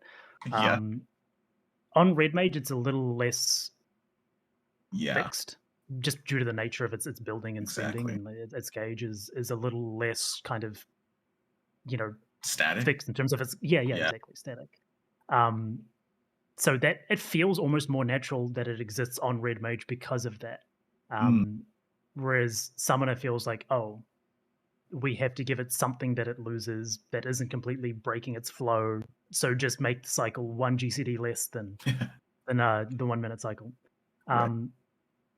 Now, if they add in more to Summoner going forwards and it keeps the res, maybe it has a bigger trade-off because of that. Like if you're never pressing Ruin 3, for example, then like maybe you're losing like a, some special from some right or something. Some new thing. Yeah, exactly. And that could be more impactful, which I think is good. I think the current freedom of caster reses is a little bit much. So we'll see. I guess so much that we're going to see. Yeah, I mean, is that a controversial take, that the utility of caster rage is a bit much right now, or the ease of use is a bit much? I think a lot of people have been thinking that, we had criterion where you're limited to 1 res per person, basically. They could, if they really wanted to, they could explore, limited resurrections, or just some sort of like stacks on it where you can't have a red mage res like 4 people and keep going with the run. I don't think they would go that route, but if they were to try and control the resurrections a bit, they could have just like a long cooldown on it, or just like the stacks in general, to make it less so you can really recover from these terrible spots. But like Sfia was mentioning before, like it really depends on the fight design, because there's a lot of times in like the last raid tier and even before that where 1 person dead is kind of like GG, and you can't do like Pangenesis with 7 people. You can't do top if someone dies in the last phase, basically. So there's points where the combat res is like actually just useless, and there's points where in every fight really there's like very specific moments in time where you're allowed to die and get rezzed, and it's not a wipe. And it seems like that's happening a lot more frequently in some of these encounters. Like, you think of Athena, there's like towers that need to be soaked and things like this, where 1 person dead usually results in a domino effect of several other people dying, and the caster res is not super useful in that sort of environment. I see this conversation that's happening in our Twitch chat here currently as we record this, day of recording, about the idea of limiting, kind of like WoW limits their battle reses, right? So, I mean, we saw that in, Criterion Dungeons. We saw this idea of the more limited reses. And of course, like resources and things, I suppose, in a way, kind of soft cap us with certain reses or res capabilities. But again, like when you have casters coming in and you have both of the healers, the amount of people that you can res is really significant. And of course, I think they've tried to balance some of that with these mechanics where it's like, okay, well, really the point is that you need to get through this cleanly. So yes, if somebody dies, like this is going to be a wipe. If somebody dies right before it, it doesn't matter if you try to get a res, it's still going to trip you up. But we've also seen them, I think, conversely take out a lot of mechanics that otherwise punish death, like the arenas like Titan, original Titan, where if you fell off, you like could not be rezzed, you were gone forever. I mean, there are ways that they could do this, and I will say that from casting and being involved with various WoW world races, the planning that goes into something like those more limited reses, right? The really strategic use, like we're sitting on the B res, are we going to use it? Are we not? When are we going to time this? What's the most crucial time for an actual res to go out? Does create kind of an interesting, I think at least a slightly more interesting usage of it, as opposed to in 14, I do feel like sometimes, not to say that mechanics get negated, because of course, if you're doing stuff like at release, at high end, this is, again, largely, you're going to get punished for dying, right? Whether that's numerically or that's mechanically. But there are times in 14 otherwise where I do feel like everybody can die 50 times. Doesn't matter. I'm just gonna res all of you. You don't need to learn anything. You don't need to do anything. And it's not to say that that's bad per se, but I think that when you look at it in the bigger picture of like how death can create a friction in a game, how you can have a level of strategy, how certain roles can be defined by things like this, right? Like as a healer, would I prefer having more of the responsibility for reses? I think so. I don't know. Like sometimes it's nice, yes, to have somebody who can just help you get everybody up. Your mana's struggling, but I mean, it does take kind of a functionality out of that to some degree. Or there'll be times where I see like, oh yeah, we've got whoever with us. They said they're on it, so like I'm not going to even use any of the stuff that I have for that. Or you kind of trample over each other with the double reses on accident or stuff like that, right? So, I don't know. I think that removing it or limiting it could create an interesting opportunity. And I do also think that as we continue to move forward, this discussion about, yes, how we are penalizing classes in certain ways numerically for features that, as we've talked about even today, are becoming more and more a part of the general landscape, whether that's buff windows, like applying buffs, whether that's damage mitigation, whether that's...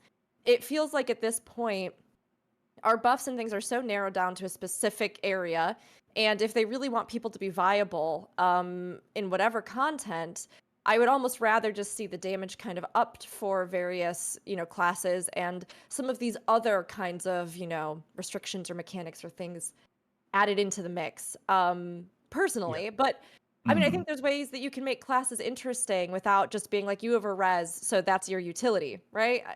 I don't know. What's my purpose? The res thing comparing to WoW is actually really interesting because it's almost the complete opposite of what's happened with Final Fantasy.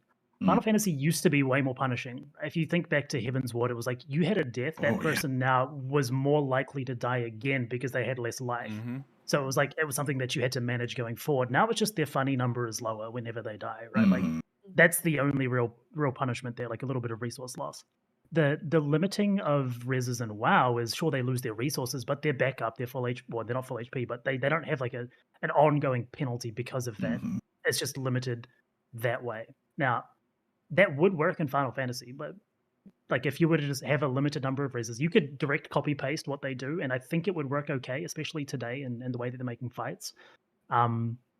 Which is another point I'll talk about in a second. Sure. But like the way that it exists right now feels kind of stuck in between what Final Fantasy used to be and what WoW is, where it's like it's not really going in one direction or another, and it feels completely at the whim of the content, which is very inconsistent. It doesn't feel like it's in your hands. You don't know how valuable you're going to be. It's all kind of intangible. In terms of the content stuff, just from like kind of an eyeball analysis by looking at, I know this is a terrible idea, but Twitter feedback and what people are saying, people seem to hate body checks. They hate being like, I need 8 people alive. Now, I'm of kind of two minds about it, but like the general consensus I see is that if a mechanic requires all 8 people to do it perfectly for you to succeed, and it's somewhat complex, people don't like it. Am I wrong? I think you're right. That's what I am seeing, and that is a lot of the kind of friction with the caster raise, right? It's like, well, it's all or nothing. Either it's the best thing in the world or it doesn't matter because it's a body check anyway. Yeah. So it feels like the body check thing is, in one hand, it's like, it's a useful sort of tool that they can use to create difficulty. But if you're thinking of it as a direct counterpoint to the strength of reses, it feels unhealthy as a response to that.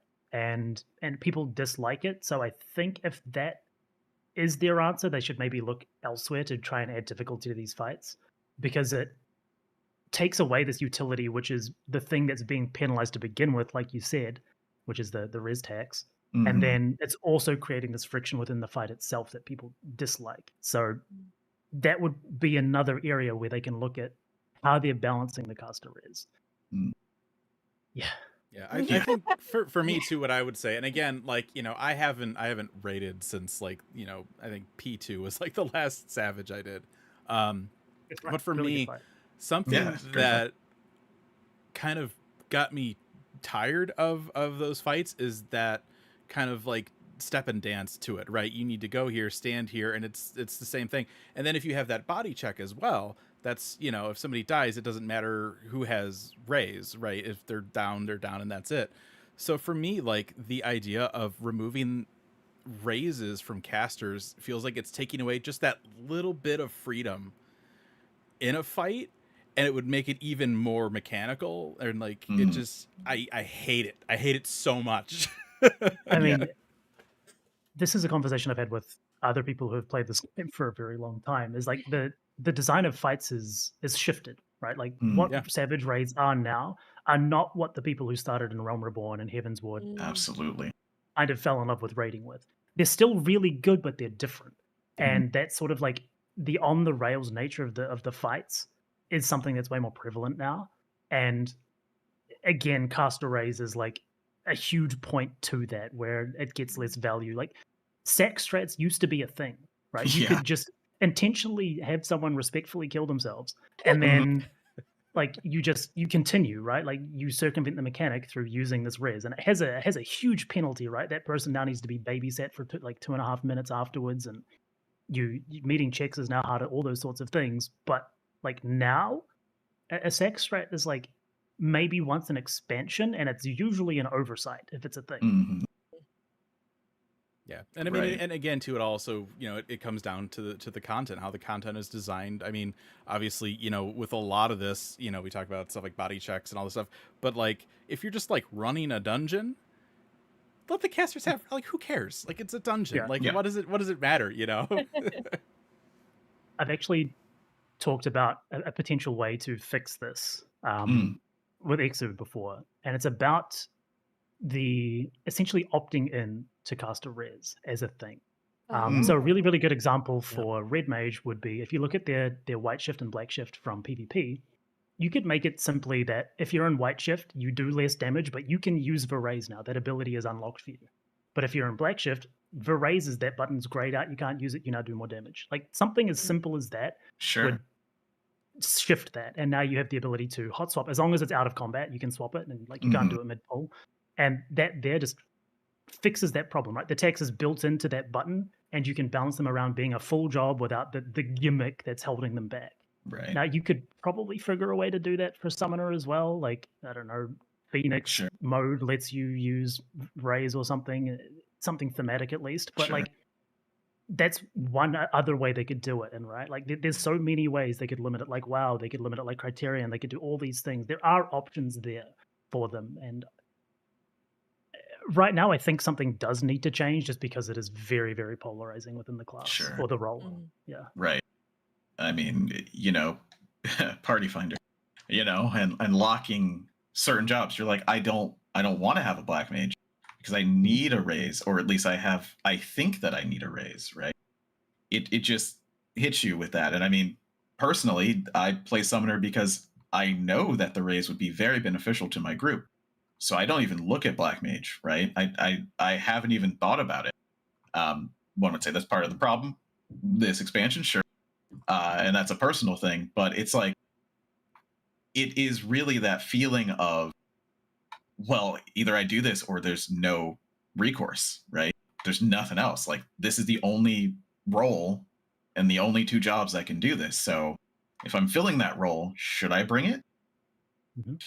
giving the ability to opt in, like you're saying is great, but then it goes back to that balance. What happens when you don't opt in? How much damage are you allowed to do? Poof.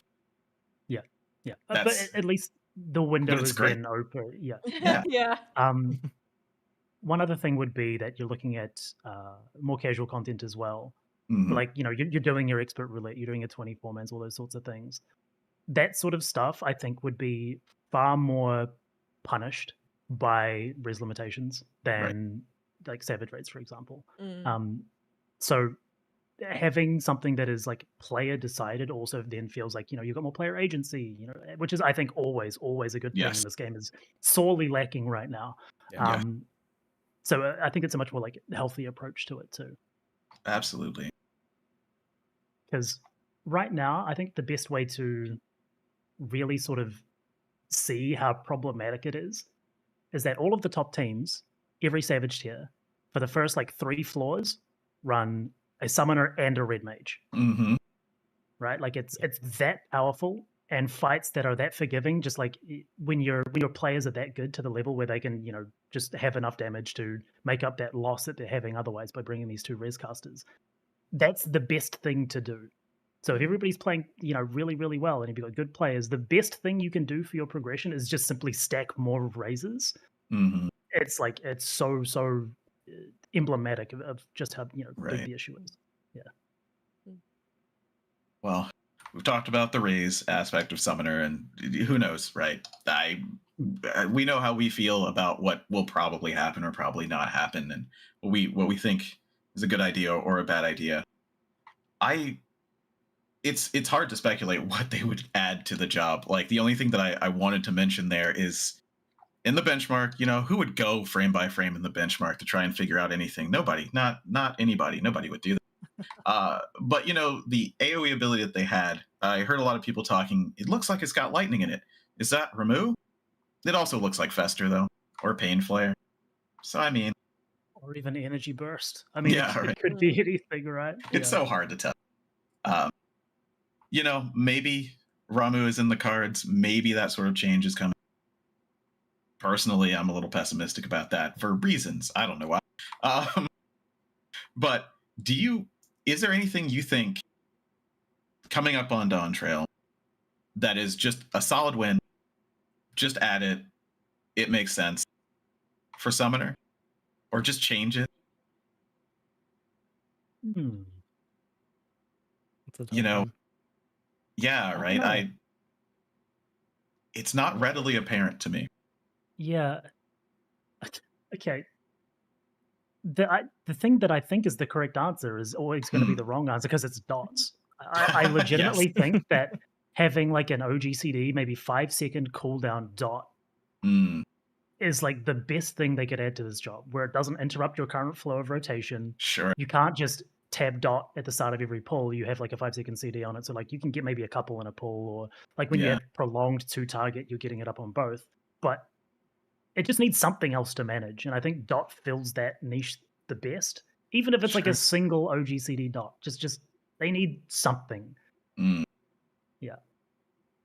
There's a design space there for it, I think. And I definitely agree.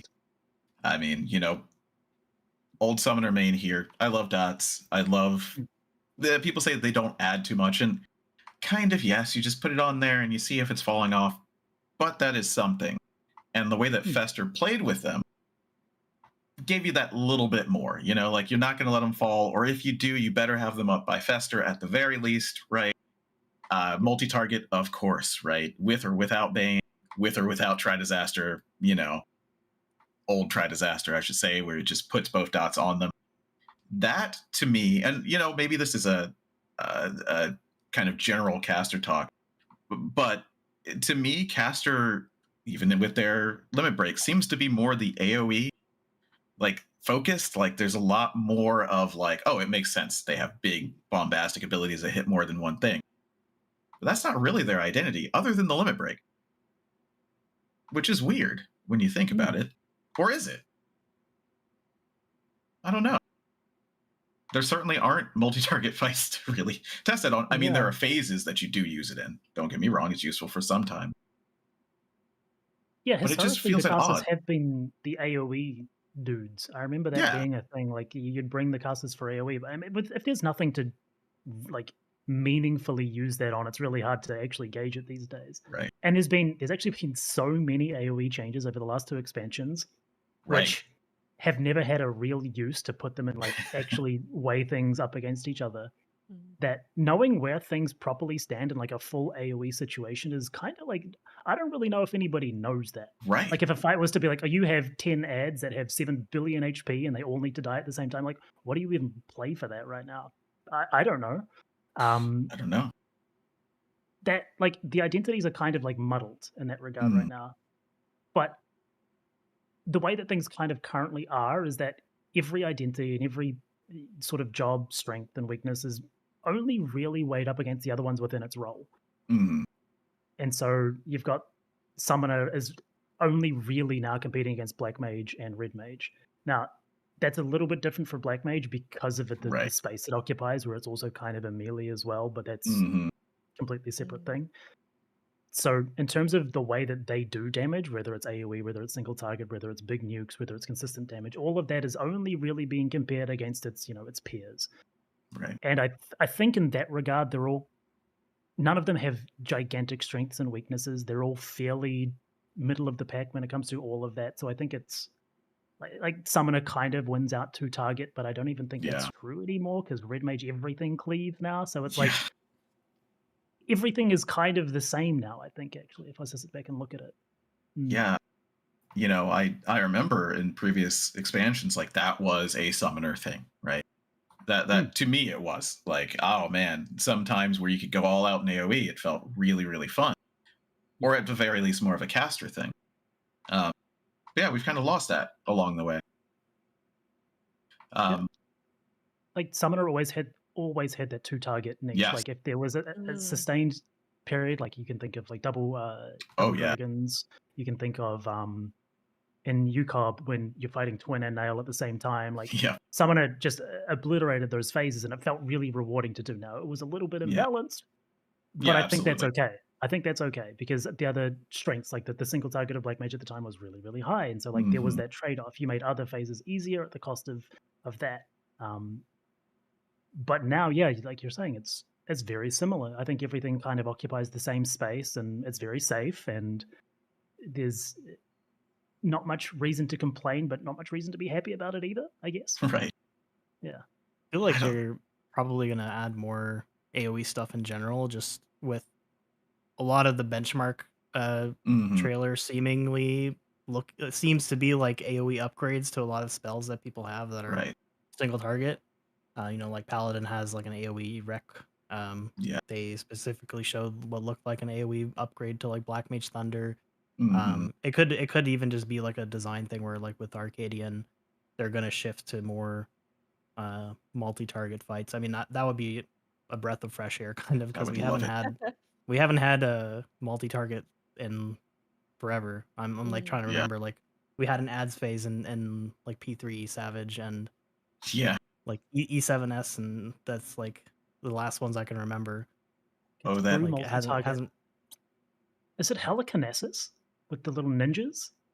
Oh, I think it might be. Yeah, it had a lot of ad management and negotiation. Yeah, I think it was actually like that tier because we had a few others. There was the the robot that summoned different things to Guardian? Guardian, yeah. Oh, sure, yeah. Guardian has a few ads, Yeah. But again, nothing that in was like the mass AoE that was Helikinesis. Yeah, I think that was the like last time we had like a true everybody push all of your AoE buttons right now and get these down. Right. I mean, there are some phases every once in a while, but there hasn't been a true return to that design. And I think of P3 and I'm like, I liked P3. That was fun. I mean, a lot of people hate that fight, but I love that fight. I might be wrong. Yeah, I think that fight's great. Yeah, I love it. I think that's the majority of Summoner. And the good thing is we've already talked about raising. But we'll talk about it again because we're getting into Red Mage. So, history of Red Mage is kind of muddled. You know, I remember when it first came out in Stormblood, and just, oh man, I was so excited for it. I'm like, oh yes, finally there's another one. It can raise too, so maybe that'll be another option for me. It feels like to me, and maybe it's just me as a summoner main, Red Mage has always been kind of just there. It has never really asserted itself against summoner that I can remember. Maybe I'm missing something, and maybe it's in higher tier content that I haven't played. And you know, Black Mage is way. Yeah, right. Stormblood release, Red Mage was obscene. Right. And then kind of everything got buffed around it, and it fell to that like, oh, it's there sort of status. Right. But when it first came out, it was doing like, because it came out at the same time as Samurai, and they were doing practically the same amount of damage. And it's like, hang on a second, that probably shouldn't be the case. And so yeah, the first tier was like Red Mage City, and then everything kind of just, you know, got buffed around it, and it fell by the wayside. But it doesn't actually matter how strong it is because of what it does, right?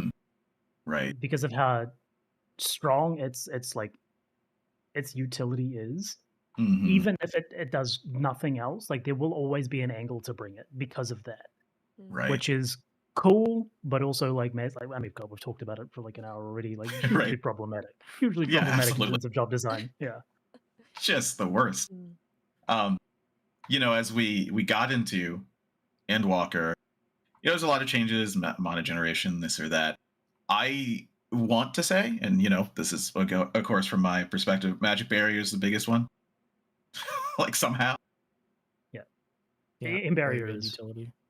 Very strong. Like, the only thing that like kind of comes close to having that level of I do this better than anybody else in my role is Paladin, I guess, because they have the extra AoE party mitt.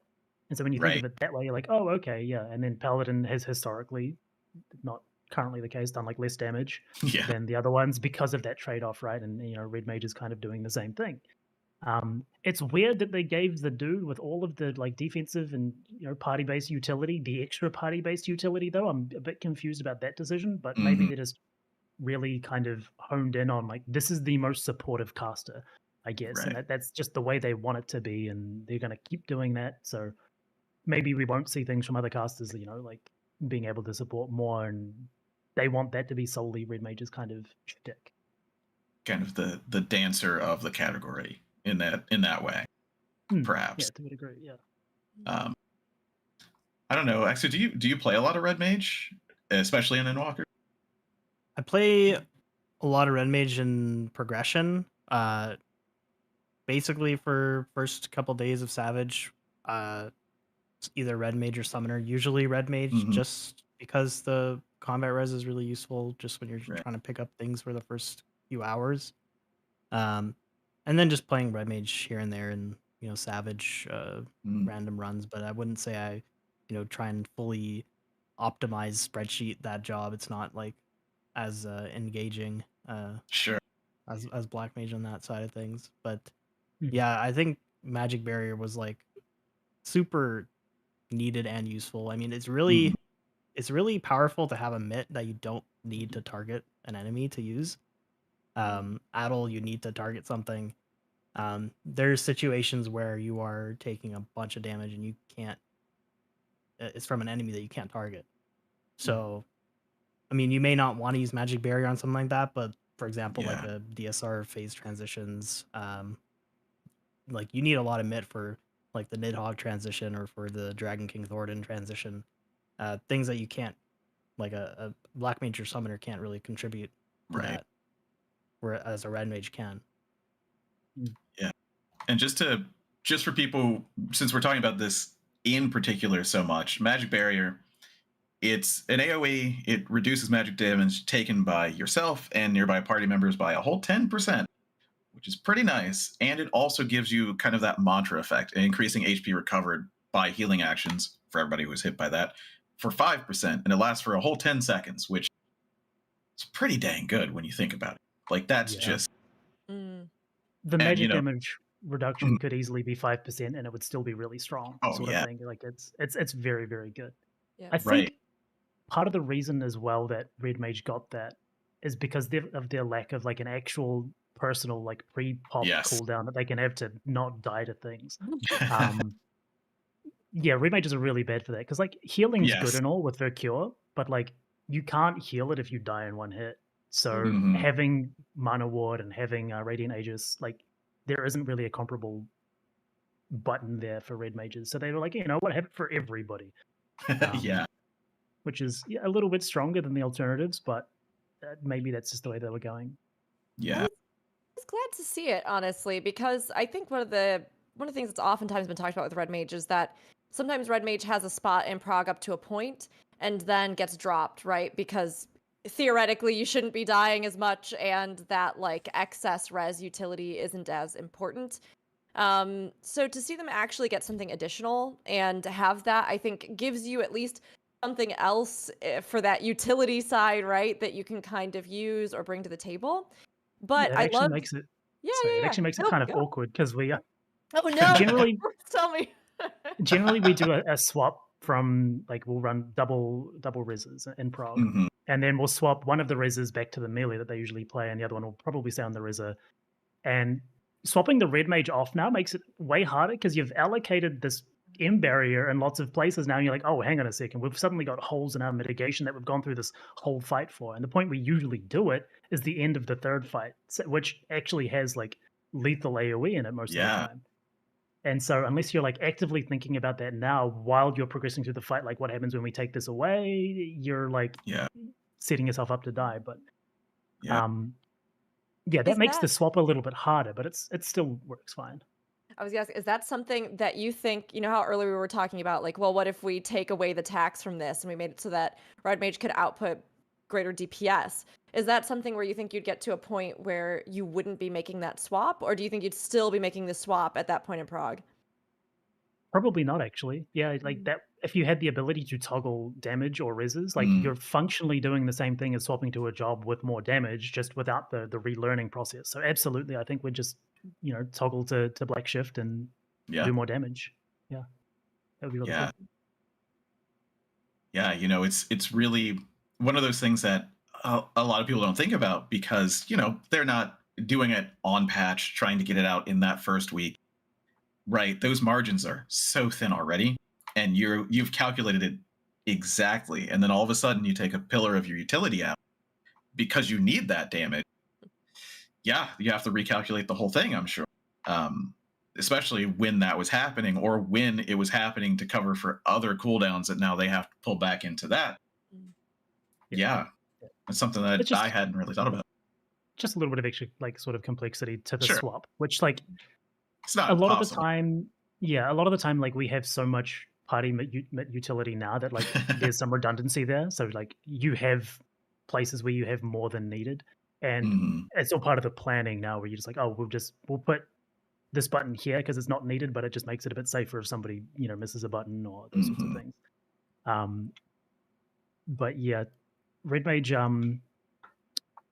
the swap historically, okay, in Stormblood, you didn't really ever swap off unless it was like UCOB and you see 2 dragons. Oh, sure. After that, it was kind of in a good enough position where, like, the entire expansion, you could just play it. I think except the last tier, Black Mage was really strong, and you wanted to swap to Black Mage. I think I do remember that. Yeah, I do remember that. And then Shadowbringers, Red Mage was kind of just like in the dumps the whole time. I feel like completely. Yeah, people were not happy about it. Not at that all. was like a get me off this job as soon as possible in prog because I want to be hitting the bosses hard. Yeah. Whereas this expansion, it's been like it's never been that bad, but it's never been that good. I guess like it's just there. Yeah, it's like you said, it's just there. It's really wild because we also had this type of conversation with Bard. It's kind of like, there's a lot of things that could be fixed, but when you have one, it's just there.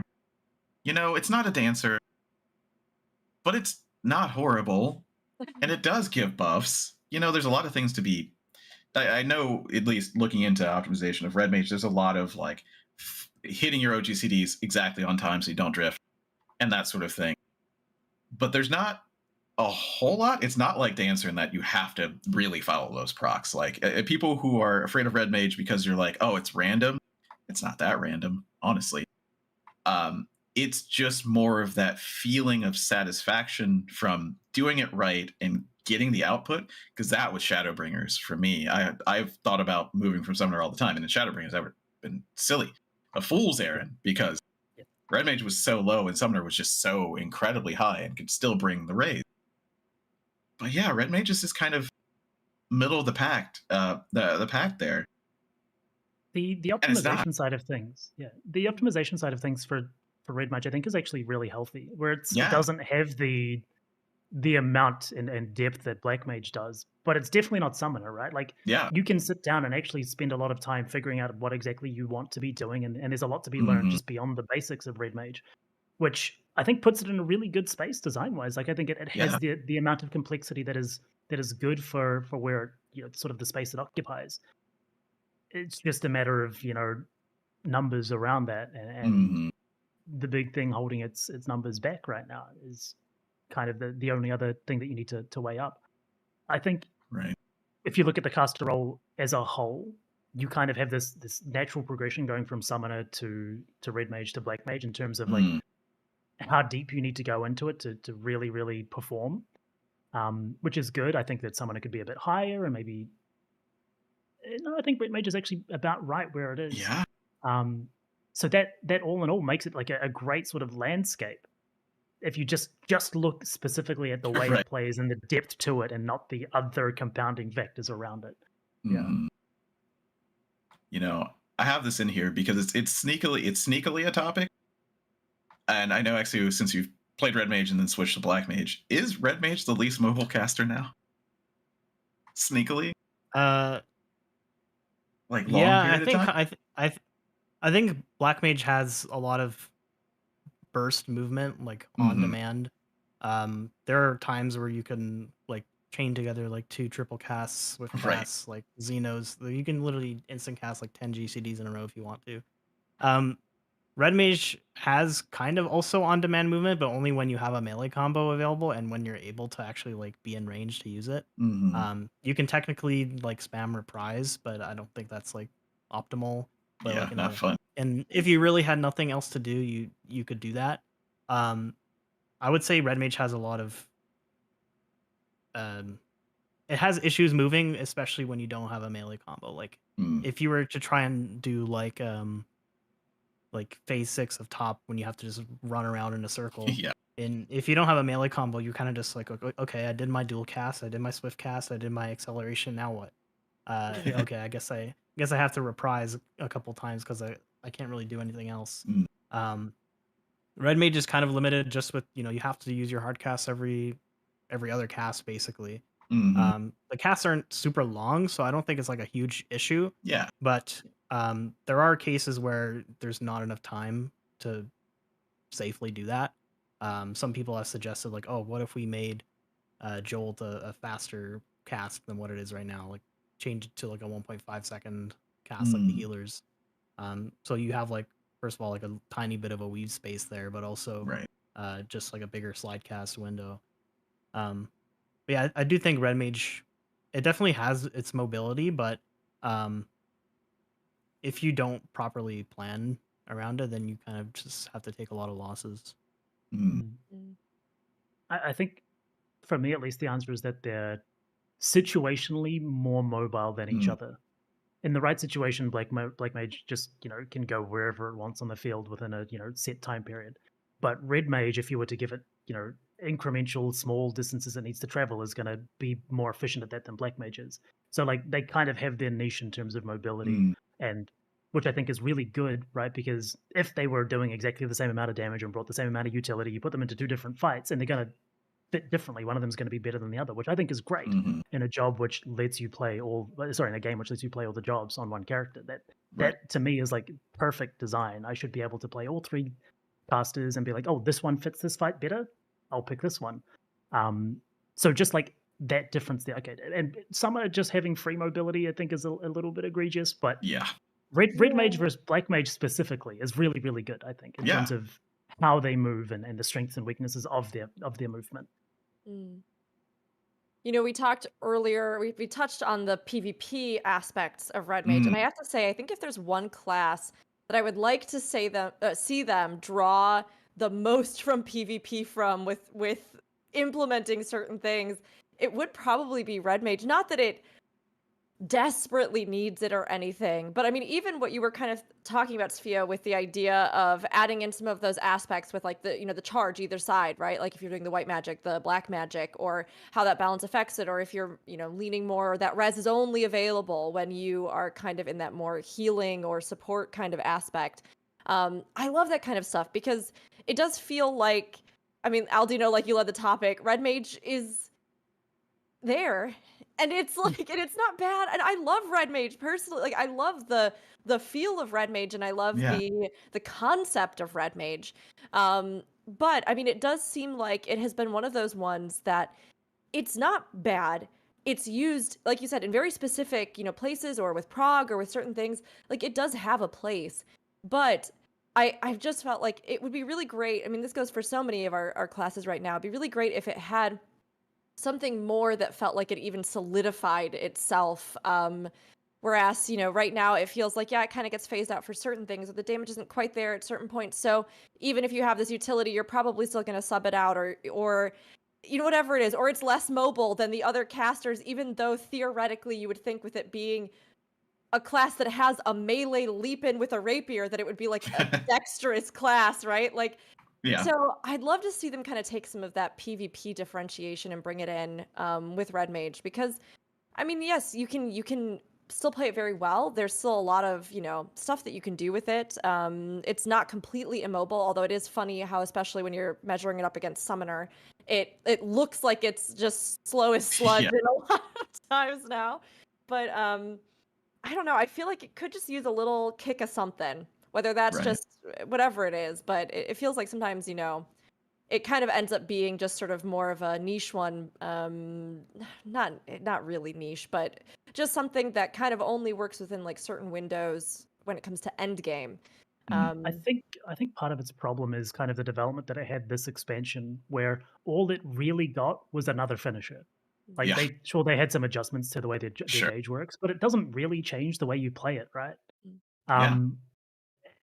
And all you get at the end is another shiny button. Like you don't feel like your class is developed. You feel like you're stuck in Shadowbringers, and it's more of the same. I think playing more into its melee sort of archetype would be really cool. Like give it even like a melee OGCD that can be used at range, but it does full damage if it's at melee, right? Like something like that would then create a little bit of extra complexity to the job. Now your positioning matters a little bit more outside of windows where you're exclusively melee comboing. Anything like that, because I think, like you said, its theme is amazing. Its aesthetic is great. People love it. I think it's probably the most loved like aesthetic of any job in the game, because it's so like solid in its identity. It just gameplay wise doesn't feel like it plays into that very much. They even took away like the need to backflip. You don't do that anymore. Bring that back. I want to see more people backflipping off arenas. Exactly. I mean, one of the benefits, we talk about these roles, and a lot of that discussion is end game based. We're getting field ops back in Dawntrail. Yeah.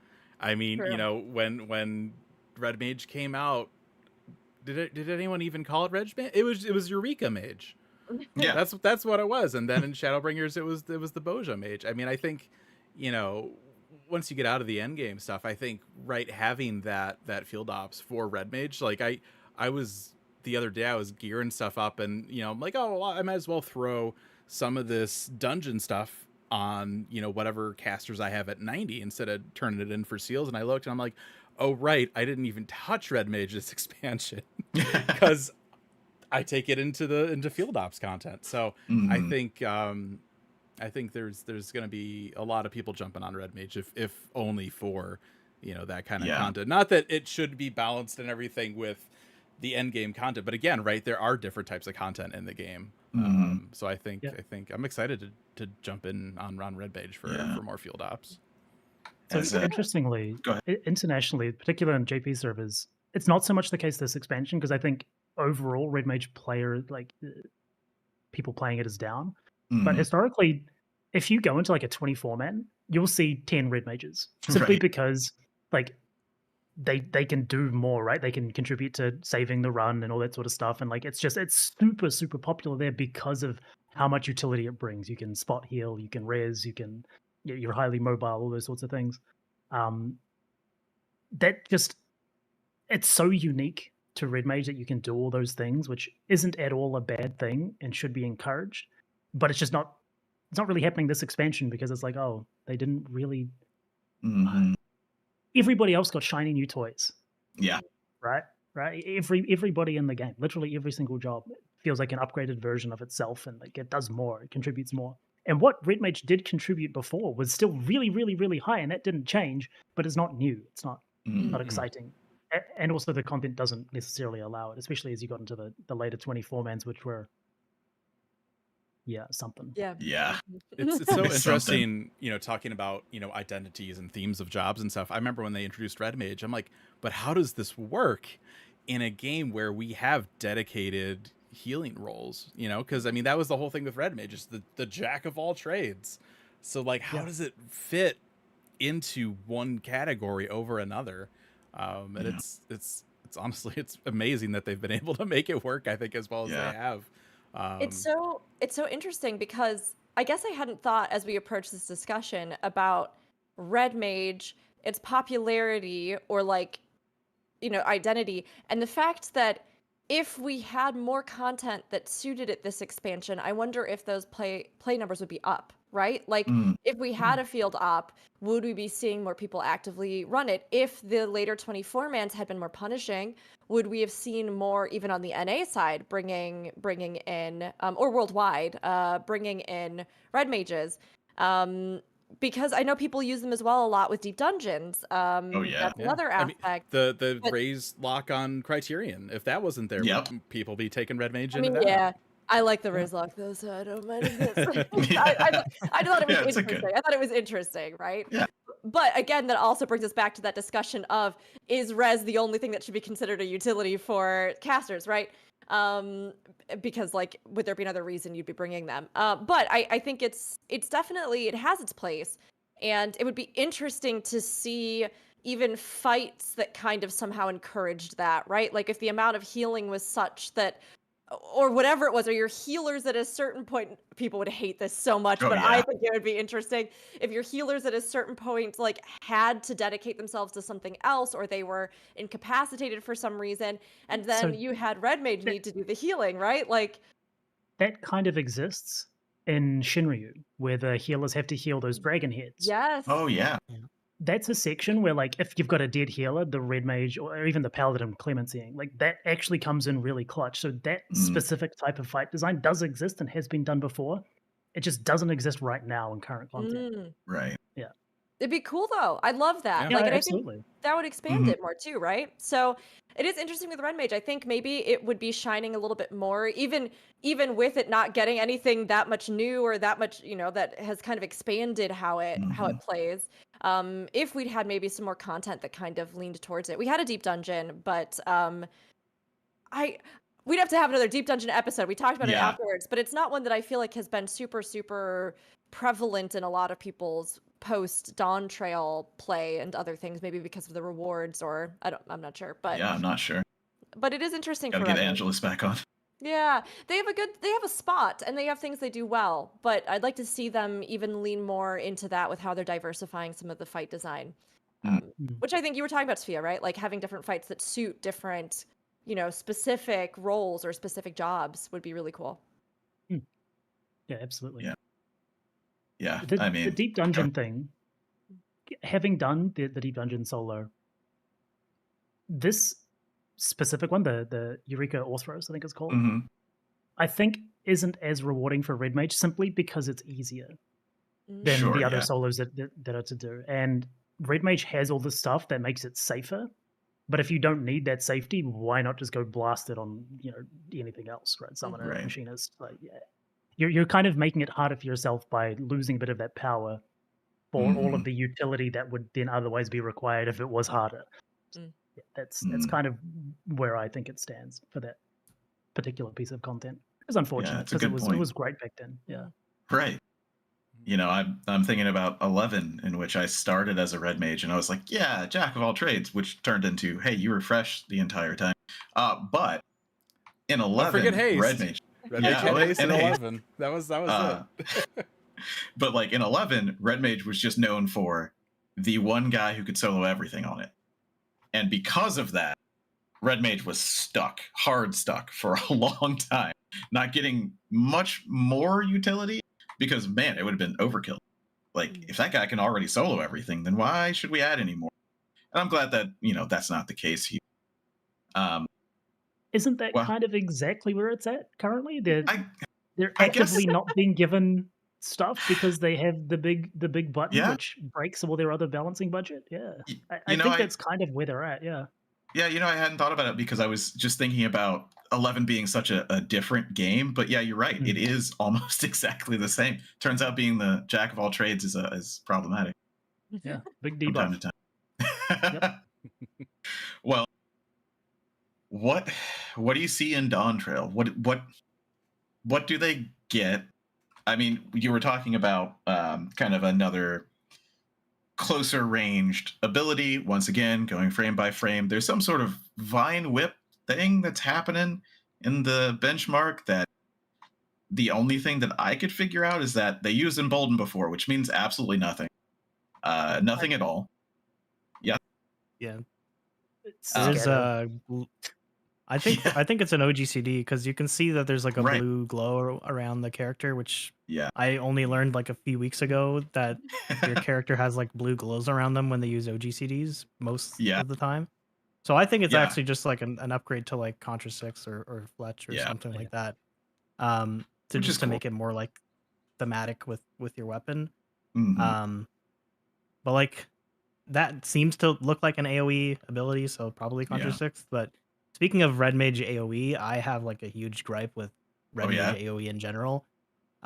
First of all, I don't like that your AoE melee combo with Moulinet costs 60 mana instead of 50, like the single target one. I don't understand why. I don't understand why it's like that, because I don't know, maybe they just didn't want to divide 50 by 3 or something. I don't know. But the second one is like, you mentioned that red mage didn't get a lot in Endwalker, and that's true. Like they got resolution, they got magic barrier, but then the only other things they got was like the AoE Ver Thunder and Ver Arrow upgrades, I believe. Yes. And the AoE for red mage feels really awkward because you're using like that Ver Thunder 2, I think it is, or Ver Arrow 2, and then into impact. And even on like a 2-target fight, you're just like, the technically optimal thing to do is to use like jolt, impact, and like it just doesn't feel very impactful. But I would like to see them like do something slightly different with that AoE, or make it a bit more cohesive to use, like whether they add like more like, you know, thunder or arrow aspected AoEs that increase that specific mana type. Not really a huge fan of like playing red mage in dungeons. I don't think I like ever play red mage in dungeons because of that. I do like that they added the cleave effect to the finishers. That was a nice one to especially for 2-target fights, and made red mage a bit more of an optimal pick versus like summoner and black mage at the time, who did have decent cleave on their abilities. But that's kind of one of my biggest gripes with red mage, is just its AoE in general just feels super clunky. Yeah, I think speaking more to the feel of it, when I AoE, I feel like I should generate more resource than when I single target. Like that makes sense, right? But I literally get less when you 2-target, and it's like I'm hitting 2 targets. I'm using more powerful spells. I should be generating more of this white and black mana, but I don't. I get less payoff moments where I can melee combo. It feels actively worse to do more damage, which is like it's backwards, right? Just you can sort the numbers out later, but the game feel, which I think is really important, is just not there. Yeah, I hadn't thought about this parallel, but going back to physical range, it kind of feels like Machinist in that you have an AoE kit, it's lashed together, it doesn't really flow into each other all that much, but you do have an AoE kit. But yeah, it's just disconnected in a way that the other casters really aren't. I mean, one of the things about Black Mage that I really enjoyed was the high spells, high fire, high blizzard. That's kind of interesting to me. I don't think that it changed all that much, but it just felt good to me. And then the bonus from high fire on your flare is kind of nice. Red Mage has none of that. Nothing. In terms of interactivity between buttons, there's not a lot going on there. Right. Well, is it because we don't have ad phases? Maybe, but most of the content in the game is not raiding, right? Most of the content in the game is everything else. So yeah, it just feels weird. Like I'd never bring red mages to any like fate groups. I would never do it. Like you said, I don't want to do it in dungeons. It doesn't feel as fun. So maybe this OGCD that we kind of saw is part of the answer to that.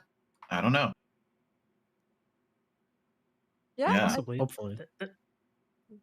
The pessimist in me though says that all we're getting next expansion is another finish. It's another finish. Right?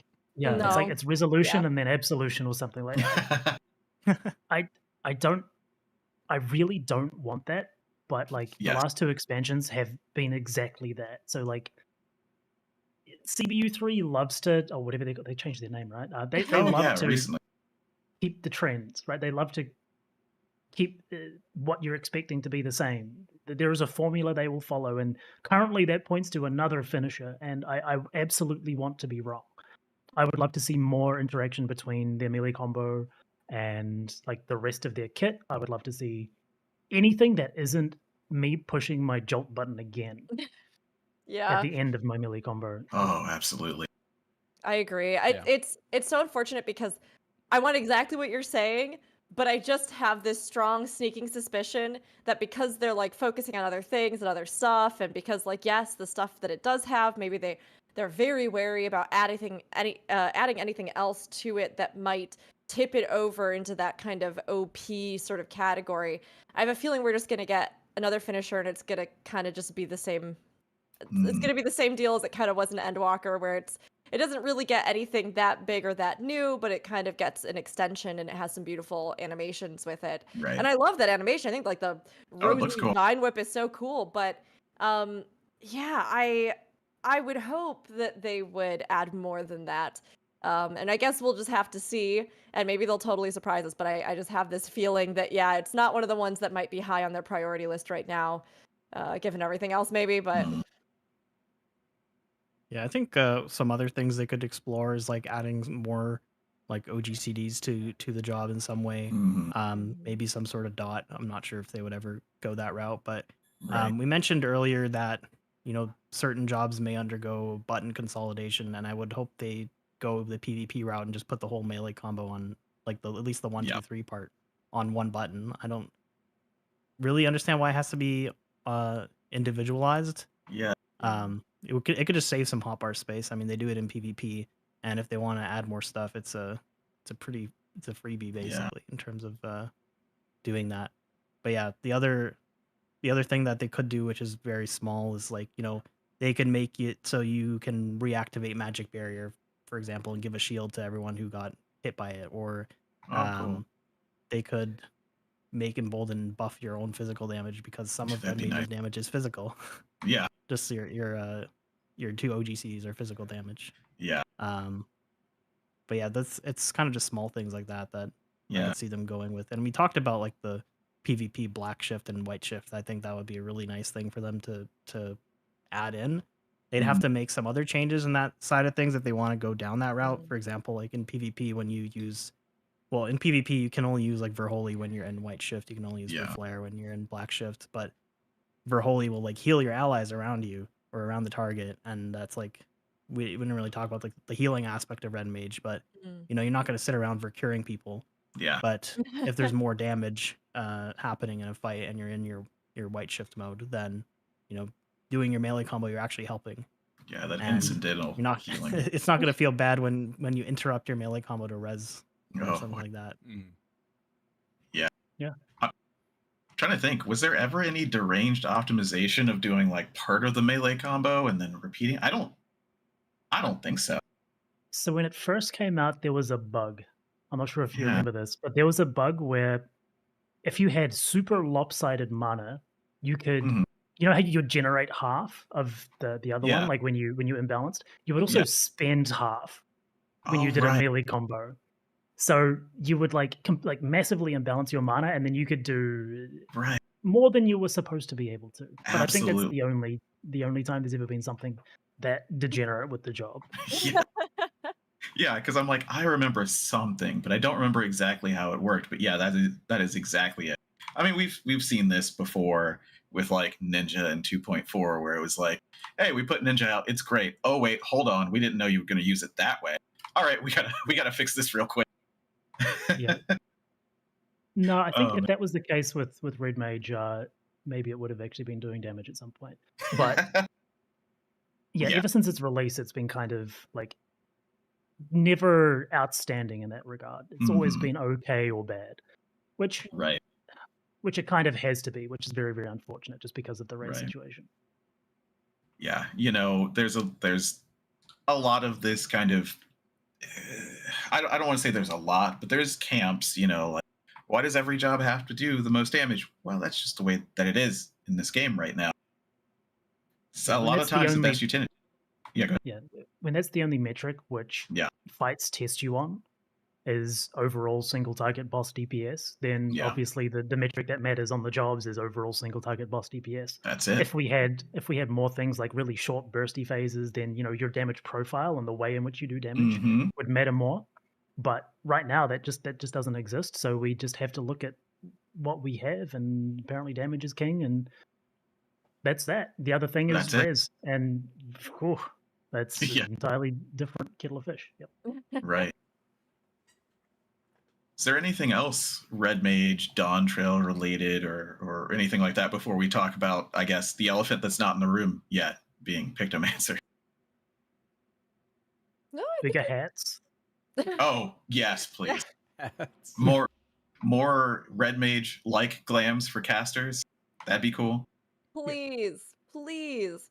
The Red Mage aesthetic is so cool. Yeah. And like this is part of the problem with role locked gear and stuff, right? Yes. Because like they're trying to merge Red Mage's aesthetic into the majority of the other casters with like these long robes and stuff like that. And it's like Red Mage is not that aesthetic, you know? It just isn't. Like, sure, you could do some glams, you can glam anything you want, but like, man, I hope they do too. It's kind of the same with Dancer in Ranged Fizz, where it's like you have these really visually distinctive classes, but because they're kind of grouped in with this sort of other group, they just sort of have this baseline of, well, everyone just kind of gets this, and then you're going to get your relic set. Look, or Red Mage gets their relic, and then Dancer gets their relic and whatever, you know, summer event items come out. That's about it. Yep. Yeah. Someone just brought it up in chat, but another big gripe I have with Red Mage is that you can't use sprint if you have dual cast up because it eats your dual cast. That is the weirdest thing. I didn't realize that, and that is ridiculous. Like, what? Why has that not been patched out yet? I don't know. Weird. It's got to be something to do with sprint being coded as a spell or an ability that consumes it, but like it shouldn't still be a thing. I guess nobody's actually gone to the forums and been like, hey, this is the thing. Not. People just kind of suck it up and deal with it because it is absolutely able to be played around. It's just annoying when you forget about it. Yeah. Yeah. Absolutely annoying. I mean, the smallest thing, and I do mean the smallest thing that I can complain about with Red Mage is, and follow me on this one, it's a little bit of a journey. You have your weapon out, and you're strafing right, I believe. Everything looks fine. If you strafe left, your focus spins around in your hand, and that's an animation glitch because it's gimbal lock. It's trying to rotate, but it's rotating in the wrong direction. That drives me insane. It's stupid. It's not a big deal. It's kind of like when you would strafe on some mounts and they would get bigger. I remember that bug. I don't even remember when that was. You could do that with like it was like mounts, and then people were showing it on I think mannequins or something. In their, and they would just like all of a sudden be huge. Stupid little thing, but it gets me every time. Like I legitimately test it all of the time. I'm like, is it me? No, it flipped around. That's definitely I'm not me. notice that now, and it's gonna drive me crazy. it makes me think of the backwards Beetlefoot in 11, That was one of the last things they did before they like stopped development. There was the beetle monster. The front, I think the front right foot was backwards. And it had been for like 17 years of this game's lifetime. And then like one of the last big updates, like we fixed the foot. I'm like, you son of a, like, why would you do that? Yeah. Well, then, yeah, that is a very small gripe about Red Mage. Yeah. I don't think I've ever met anybody who's ever complained about that before. So I love that. I work in animation, so that's all I'm gonna see when I play Red Mage now. It's just one of those things. I don't know. It's your job. It's your job, so you see it in everything. Oh, yes. Yep. QA of animation. But anyway. Yeah, go ahead. One other hope potentially is the ability to glam separately the rapier and the focus. Oh, that'd be amazing, yeah. Ooh, that would be cool. I'd like that. That'd be nice. Yeah. The weapons that are 2 weapons but aren't 2 weapons, there's no offhand thing. I mean, I don't want to have to make it offhand, but I'd like to glamour it. Yeah. Cries in Machinist Lunchbox. Oh, yeah. Like you could put, for example, another weapon in the offhand slot, which does nothing for your stats, but it gives you the appearance of that weapon, sort of thing. And then you could glam that slot to be whatever you wanted it to be. And if you had nothing in there, it just went to the default. Like that sort of thing. That'd be cool. Be a solution, yeah. Yeah. I'd love that for like samurai as well, right? Like sometimes you have the coolest sword and the ugliest thing on your Yes. Giant blocky sheath. Oh my gosh. Well, you know what job does seem to change their lunchbox is Pictomancer, because when you look at Kryl and the benchmark, that that palette and the brush are both different than like the Choco brush. So they're doing it for them, which is interesting and nice. But okay, Pictomancer comes in this next expansion. And we've heard a little bit, it's not truly selfish, right? It's not on the level of Black Mage. I'm sorry, not as attack focused as Black Mage, just to use the translation there, because it is still unknowable. Yeah. But it does not have a raise. Where do you two think that actually fits? If you had to go, they have a this, they have a that. What do you think they're bringing? 5% buff for 20 seconds. Yeah. I mean, not as attack focused to me is words. That means absolutely nothing until like you see buttons, right? Yeah. They could be Reaper, where they have a tiny raid buff, which is what, 3% or something. Yeah. They could have a 10% for all. We don't know. They could also have no buff and have maybe a little bit more defensive utility, which is like, I think the one thing that they will probably get, which is utility based, is a caster equivalent to expedience, and that would be the way which you like this job now has like a real strong niche and identity. That sort of utility there, which is sort of intangible, is really, really, really powerful. So something like that could be where they sort of differentiate it as well. But like even without that, it's all about the numbers, right? In terms of like when you're optimizing and when you're talking about its viability and how good it is, it's numbers based. I think no matter what, like you're going to be able to play this job in any content. Right. Whether that's the best choice is entirely numbers based. Right. Yeah. Yeah, it'll be interesting to see with we've talked a lot about race and how race plays a role in how they structure all these classes. So to see them try to do something where they've stated that this res is not going to be present, but that it also is not going to be something like Black Mage, could be them kind of looking at how they are categorizing these classes, how they're giving utility. I mean, we saw a little bit of expansion of some of the utility stuff, like we mentioned, even with Red Mage's ability, here in Dawntrail. So maybe this is something they've been looking at more, and they have some other kind of thought or solution as to what this niche or expanding kind of niches might be for casters. But like what they're gonna do with that, I'm not totally sure. I don't know if you have any thoughts on what it'll be, but yeah, I honestly just think they're just gonna go simple with like just some basic damage buff. Whether that's I'm always wanting something like old Ninja Trick Attack, where you've got like a 1 minute party buff that we've been sorely lacking for like a few patches now. So if they did have a buff, I would hope it's not like a 2 minute normal one, but realistically, that's probably what's going to happen. I really like the idea of a expedience style thing or something, just like it feels like not like a specific damage buff, but just some sort of utility buff that we aren't really expecting. Like, I think that'll be really creative and good choice. Right. But the problem is then if that's not really useful, then well, you're just not going to bring the job. So But when you have intangibles like that, then you don't really balance around it, right? Like something like expedience is mostly balanced around its defensive, like its straight mitigation percentage. The move speed is like a nice to have, and it was too strong, but it's like you don't include or exclude Scholar exclusively because of that.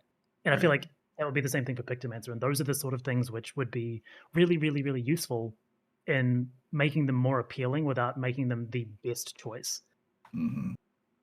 More individual, unique, intangible utility is always welcome, I think.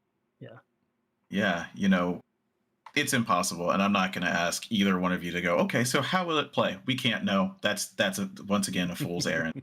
But just by throwing this grenade into the caster DPS balance, as tenuous as it is already in certain ways, it's going to tell us a lot about what they value, right? And that's the thing that I'm most intrigued to know, what Pictomancer has and how they balance that. If they have that intangible, slightly more intangible utility, what does that do to the numbers that do eventually come out?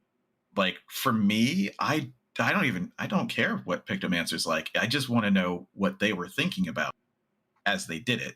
First caster in a while, in a whole new game since Red Mage. So it's hard to say. It's hard to say if they get locked in or out. My guess is that it's going to do slightly less damage than Black Mage. Like its overall contribution, not just personally, but like what it gives to the raid is going to be slightly below Black Mage. But it's going to be probably simpler. It's probably going to be less complex.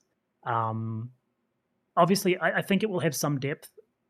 Right. The optimist in me says that they learned from Summoner and what they did to Summoner, and people aren't happy about that and that sort of stuff. So there will be layers to it. I also think that historically, the jobs which have the highest DPS contribution are a little more involving, just like mechanically, right? The way that you push buttons and the amount of systems going on at once.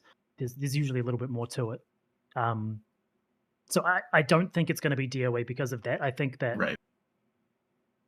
as long as it's in a place where the play style is good and healthy, then the numbers can be changed very, very easily, right? Like numbers are always able to be tuned.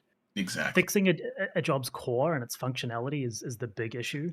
Where if it releases in a bad state, it would be very, very bad. Like player, possibly for the entire expansion, because people won't want to pick it up after that unless it gets like a huge overhaul, like we've seen before, right? Like the Warrior one in Stormblood.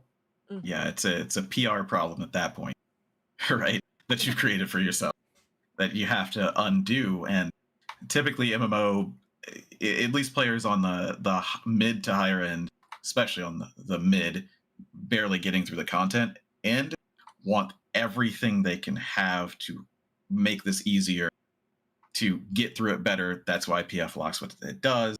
That's why these things happen. Meta is meta, but most of the people who are following it at the high end don't even really care about that. I think I can say that. I haven't done it in this game. I've done it before. But it's just that perception, right? Perception is reality. And you can't miss when it comes out, right? So I guess we'll have to see there. I don't know. Any other... Go ahead.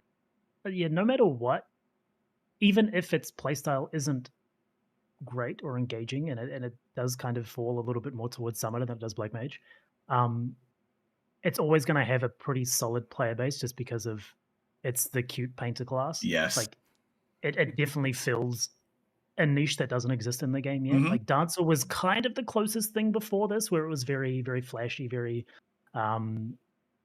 but never like this, right? Even the art style of its animations are so unique to the game that it's just it's going to have like just a dedicated player base specifically to that, even if it plays like absolute mud. So, yeah. Yeah. I hope they do something fun with it, you know? I mean, even if it's just coming up with some kind of mechanic where that concept of painting plays a role. I mean, I've seen people even in the chat today talking about like, oh, wouldn't it be so cool if you had different colored paints and you like mixed them or that caused different effects.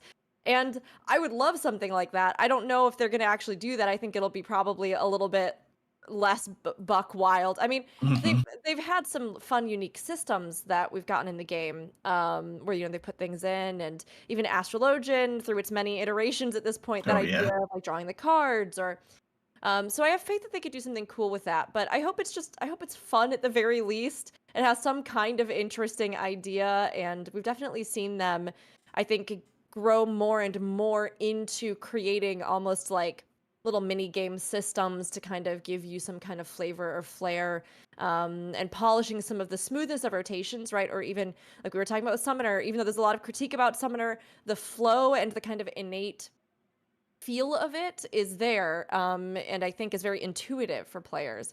So if it's something that is like fun and engaging and gives some kind of new thing or expands out what casters can do, I'll be excited to see it. But I mean, of course, there is the chance that it's a little bit muddy in a category that they've kind of struggled to define against things like, melee DPS or other things like that with, well, what do we really want from our casters? What do we really expect about mobility or the advantages of being ranged or things like that?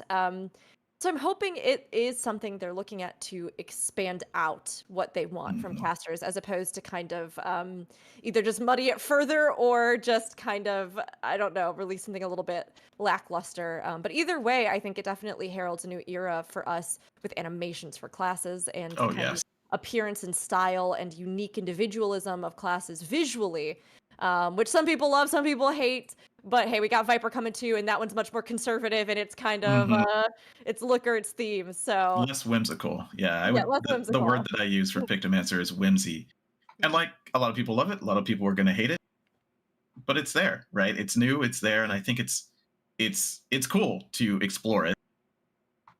If it's for you, that's cool. I'm excited to actually turn my animations back on after having played Summoner a lot this expansion. Oh yeah. Because if you play Summoner, you've had them off, or else you don't have eyeballs anymore. Yeah. So yeah, like actually having them on is going to be cool. Now, I'm a little worried that they're going to be. This is like a very particular gripe, but they're going to be obscuring because some of them are very overwhelming, big block colors on your screen, which has been a problem, particularly with like Black Mage before. Like if you've got a big boss model and some of your abilities scale to the size of the boss, you cast Foul and it's like 7 screens wide and you can't see anything. That can be a problem. So hopefully that's been kept in mind, but like at the end of the day, it's not really a big deal. There's so few places where that sort of visibility becomes a problem. Right. Yeah, I'm one of those degenerates who leave most everything on and my pet size has not been changed. And I don't know how I have eyeballs. I don't know. It doesn't really make sense to me. But yeah, the limit break, like the red mage limit break factor here. Is it going to blind your friends? Are they not going to be able to see the edge of the hopefully smaller hitbox because of your abilities? Which limit break did we get in the benchmark? Viper. Viper. Yeah. What's the Picto one gonna be then? Do you think it's gonna be the I think Spriggan? It'll be the Spriggan. Yeah, I think so. Just because we haven't seen it anywhere else, or although that could be a Kryl special, but like it that could also would just be like another Picto ability, right? Like, it could just be like one of the bigger kind of finishers or something. Maybe they'll go completely buck wild with the finisher or with the limit break. I would love to see it be something other than just the Spriggan, because I think it's fun to have those kind of surprises of like, oh wow, that's cool. And we've seen the Spriggan a lot in a lot of the advertisements. So I thought it was just going to be like a poorly drawn Black Mage LB3 or something. Yeah, that'd be great. You Sketch of a summon meteor. a Yeah, giant pretty good. a giant paint bucket, and you just run up and grab the boss's head, and you just drown them in the. That fits the job identity, right? Oh yeah, oh yeah. My thought would that be that it would be one of the like the landscape abilities they talked about how there's going Yeah. to be like Yeah. monsters and landscapes. But if you played Final Fantasy VIII, one of the selfies slot abilities, the end. The end. Oh, Yeah. She takes them to this like little Oh, that would be picturesque little great. faraway land and just teleports them there, and yeah, like something like that where it puts them in this. It's very whimsical, very Yeah. Pictomancer sort of That'd be vibes. wild. That'd be Yeah. great. Now that's what I want to see. Right? Yeah. Yeah. Thank you for that. All these 9 and 11 references, but can we get like an 8 themed limit break? Get a little for... 8 in there, Yeah. thank you. Yeah. All right. Well, Pictomancer, unknowable until we get there. There's some things that we kind of want. All right. So here it is the last like big topic question. Sky's the limit. No one's going to stop you. You somehow get to the Square Enix offices in Japan, and they allow you to change one thing related to casters. Now, this could be tangential. Like I said earlier, smaller hitbox sizes might help. That could help casters in a roundabout way. What's something big you might not think is going to happen, but just shoot your shot? What big change would you like to see system-wise?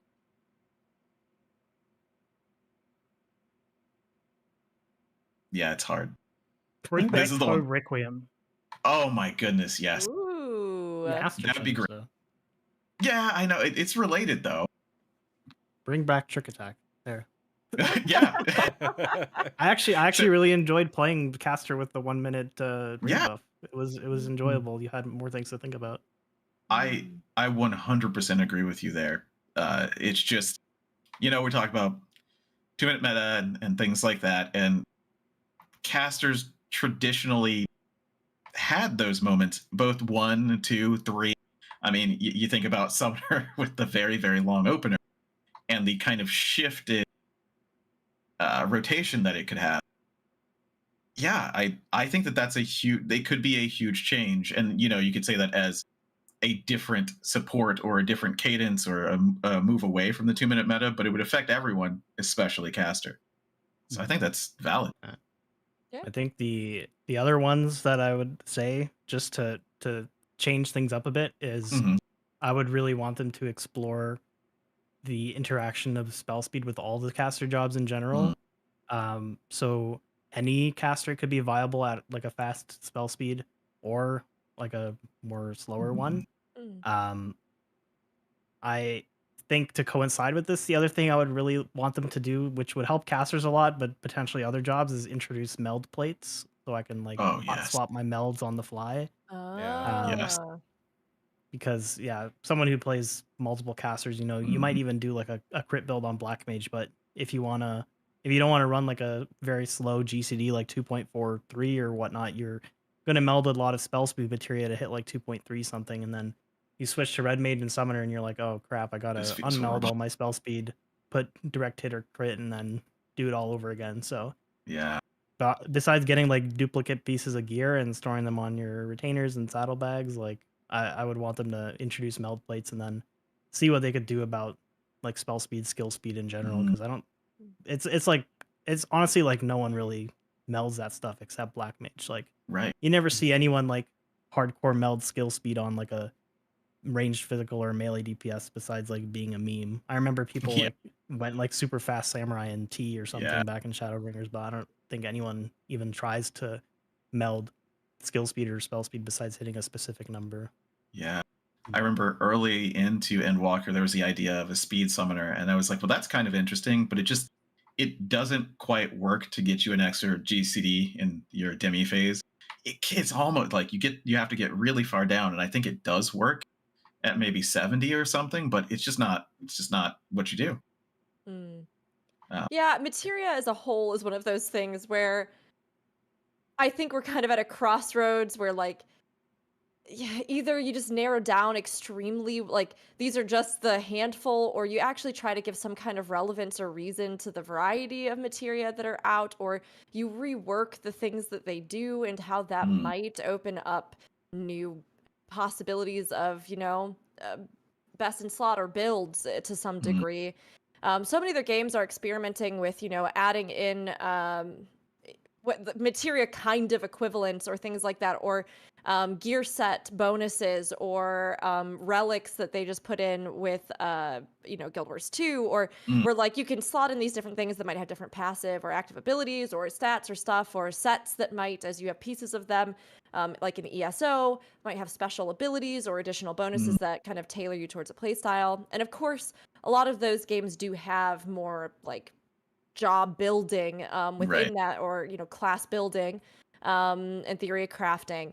But it kind of feels like with materia at this point, like sometimes you get something interesting that happens, but the vast majority of the rest of the time you're kind of just shoehorned into like a thing, or it causes weird dissonance within the category itself. I don't know. It's sort of weird. There's like, I mean, because as somebody that mainly is playing like melee DPS, right? It's crit, or what are you doing? It's like it's the illusion of choice, right? For a lot of this stuff. And yes, there are some jobs with some builds. Yeah, you want to make sure you can get X amount of speed for whatever. But yeah, I mean, it's at the end of the day, like I don't know what they do with it. I mean, it's one of those things where when it came out, like it was kind of interesting, right? Obviously back then we could also like dump in like raw stat points into our jobs back in the day. But as the game goes on and as they add more jobs that share these same gear pieces, I think we're starting to see kind of the limitations of that materia system, because the idea of one job or multiple jobs sharing one set of melded gear isn't really something that I feel like I've heard a lot of people talking about until recently. But the good thing is people are talking about it, which means Square Enix will hear about it, and maybe they'll be able to come up with some kind of a solution. Yeah. The two things I think that are woefully underdeveloped in the gearing system is materia and the jobstone. They've both been around forever, and they both kind of do nothing, right? If you think about it, materia, it isn't doing anything, and the jobstone also isn't doing anything. You could actually do something with both of them to solve the melding plates situation, where you're melding to your jobstone instead of to your gear to solve that problem. Or you could, all sorts of things. They could create actual character growth through developing your jobstone throughout the expansion to actually have that sense of my character is getting stronger, which is pretty non-existent. The other thing I think is also kind of missing is the sense of your job's abilities being tied to your job's stats. I think the only thing that is left in the game for this is monk crit.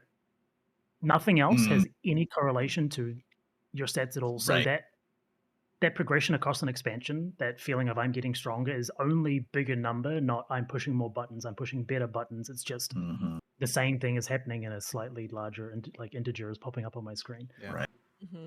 Yeah, we had the bard dot proc that is gone, unfortunately, now, but that was another one of those.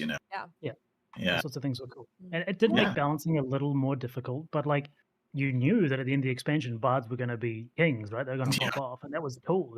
They bided their time. And then they had their moment of glory, which was 8 months at the end of the expansion being absurdly broken. I was fine with that.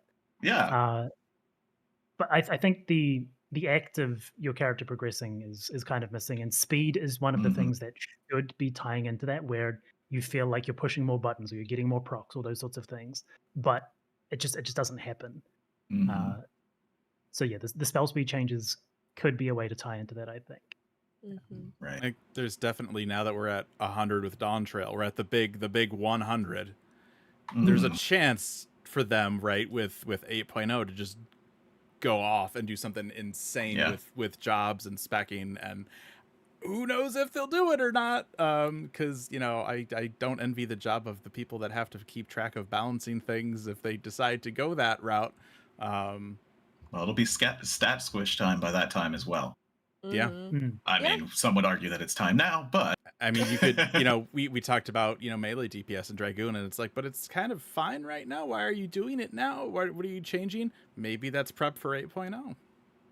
Yeah, there's, I mean, a lot ahead as they look at figuring out what they're going to do to keep, not only keep players interested, but also to not necessarily just have to keep expanding and expanding and expanding things to the point that they're completely unruly, right? Or just like an absolute mess. So I'm sure they're going to be thinking ahead to what they can do, whether that's, something like skill trees, whether that's, evolutions of these classes, horizontal progression systems, whatever it is. In my Final Fantasy 14? And, No and way. in our Final Fantasy 14, maybe. Yeah. I will say that, like, circling back to sort of the original question about, Big change. yeah, like caster changes. Honestly, I think, and this kind of applies to several for me, but I think I would just really like to see the roles actually have something that, in the mechanical design and in other things in the game, that gives them meaning in a sense, right? Like with casters, they have the range. Okay, so we have cast times. They have the ability for high potency, for positioning in fights, of course, because you're going to be further out, and much of the actual positioning design in fights, accounts for the melee, a couple of ranged. So, like, there are those reasons, but I would love to actually have reasons again for these roles to be these roles, in a sense, if that makes sense. Like, for casters to be casters as opposed to physical range, as opposed to, of course, we have these delineations of support or not or type of damage, but like, even if there were phases, like we were talking about ad phases, right, where some of the ads were better burned with magic damage, which we can now see in the game, magic or physical damage, and some of them were better burned elsewhere. No, go ahead. That used to exist. If you think back to Alexander, there were ads that were specifically only vulnerable to magic damage, and you get put in like a cage with it and have to kill it. And the obvious natural solution to that was put the healer in there. So I think it. Yeah. Never mind. I take it back. No. Don't do it. Bring back the elemental wheel. Just go completely. Oh no. Well, it's been interesting because, like I said, I've been playing 9, and the elemental interplay is something that it's so iconic to Final Fantasy, but it was something that I had just kind of forgotten about, I guess, in recent history. But yeah, the idea that, like, different elemental attacks might be more or less effective on enemies, even things like that, looking for what is the thing I'm looking for in this fight that's sort of the key to this enemy, or what's a way that I can shut them down, in whether that's CC, whether that's a silence, whether that's like that makes this fight manageable for us. What are things even like ground damage where you have to fly or float above it versus, like, there's so many things that they could do with magic and with casters that's something different than just the damage aspect of it. And it would mean redesigning certain things in the game or mechanics moving forward with different abilities. But I would love to see them just keep knowing what it means to be casters in this space and, like, create things for them that are specific to that magic and magic usage. Yeah, I mean, the way that they've designed things, it works for them and against them, right? One of the casters we didn't talk about today, Blue Mage. That's okay. I hate Blue Mage. I hate the idea of a limited job. Let me take it into normal content. 11 did it fine. Think about right now how Blue Mage works. I was just watching Sfia's face while you said that, and it was such a journey. I love Blue Mage. I think Blue Mage is fantastic. So please continue. I would love like the idea of them spending resources on a job when you can't play that job with all the other jobs, like that it's its own thing, or you have to like go in and like remove like stuff and uncheck boxes and duty finder to go into stuff. Like, it's just stupid. Like, 11 did it fine. 11 was amazing because, like, Blue Mage, cool. You go out, you learn spells, you junction it, like increases your stats, and you just go and you play with everybody else. Wasn't a problem there. But because of the way that they've designed 14, there's no elemental anything, right? It's like, I'm casting fire. It's just magic. It's not fire. It's just magic damage. Sure. They've dumbed a lot of stuff down, which isn't to say it's a bad thing necessarily, but that's the path that they've chosen to go down. And I think that limits a lot of what they can do. And especially when we talk about, something like a Blue Mage and casters and just any job identity and support. There's no support role, so what we do is we give everybody maybe one little utility thing, and that's that. Like, it's just they've set themselves up to really, there's no way that they can deviate from this path unless they change everything, and at this point in the game, I don't think that's gonna happen. All right, so going back a little bit to the blue mage thing.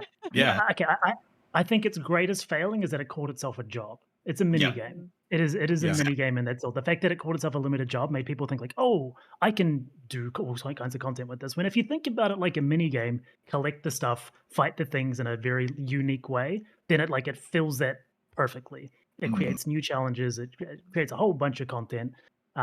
Great, love that.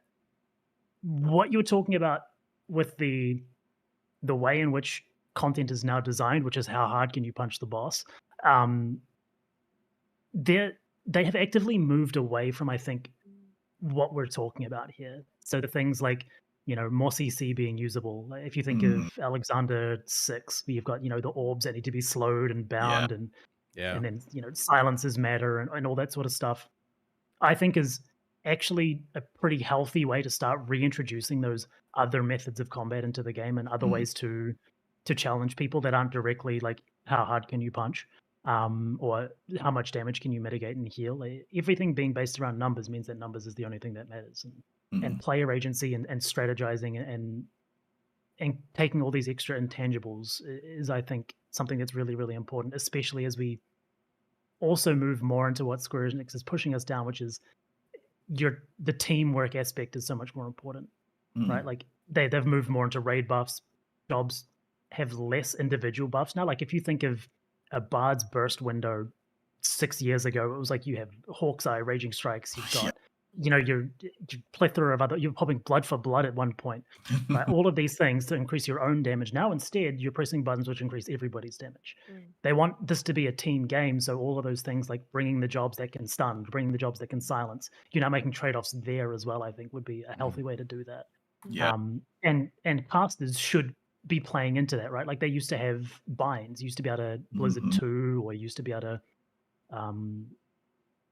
try bind, and the other one, what was the Red Mage one? I can't remember. Red Mage had one as well, but they had like unique utility each, but it was just never used, never tested, never utilized in raids. So going back to something like that, I think would be the best way to do it. And like if you want to then go further and more complex with things like using casters to cast float on people to float over ground degens and things like that, then you can go beyond that. But just like baby steps and bring back utility that isn't directly doing damage or healing, I think is the best direction for that. And talking about stuff like float made me think too, as I was like going off on that, we have had specialized kind of content where they do bring in elements of that. We had an elemental wheel in Eureka.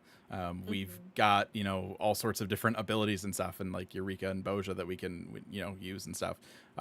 So there's definitely, with the system they set up, they've found ways to try and bring in some of these elements, but it's just very specialized content. It's just a poll. Who has sleep on their bars as a caster? I mean, I do. I wish we did. I used to love the little combos. You keep it. I don't press that button almost ever, but I keep it.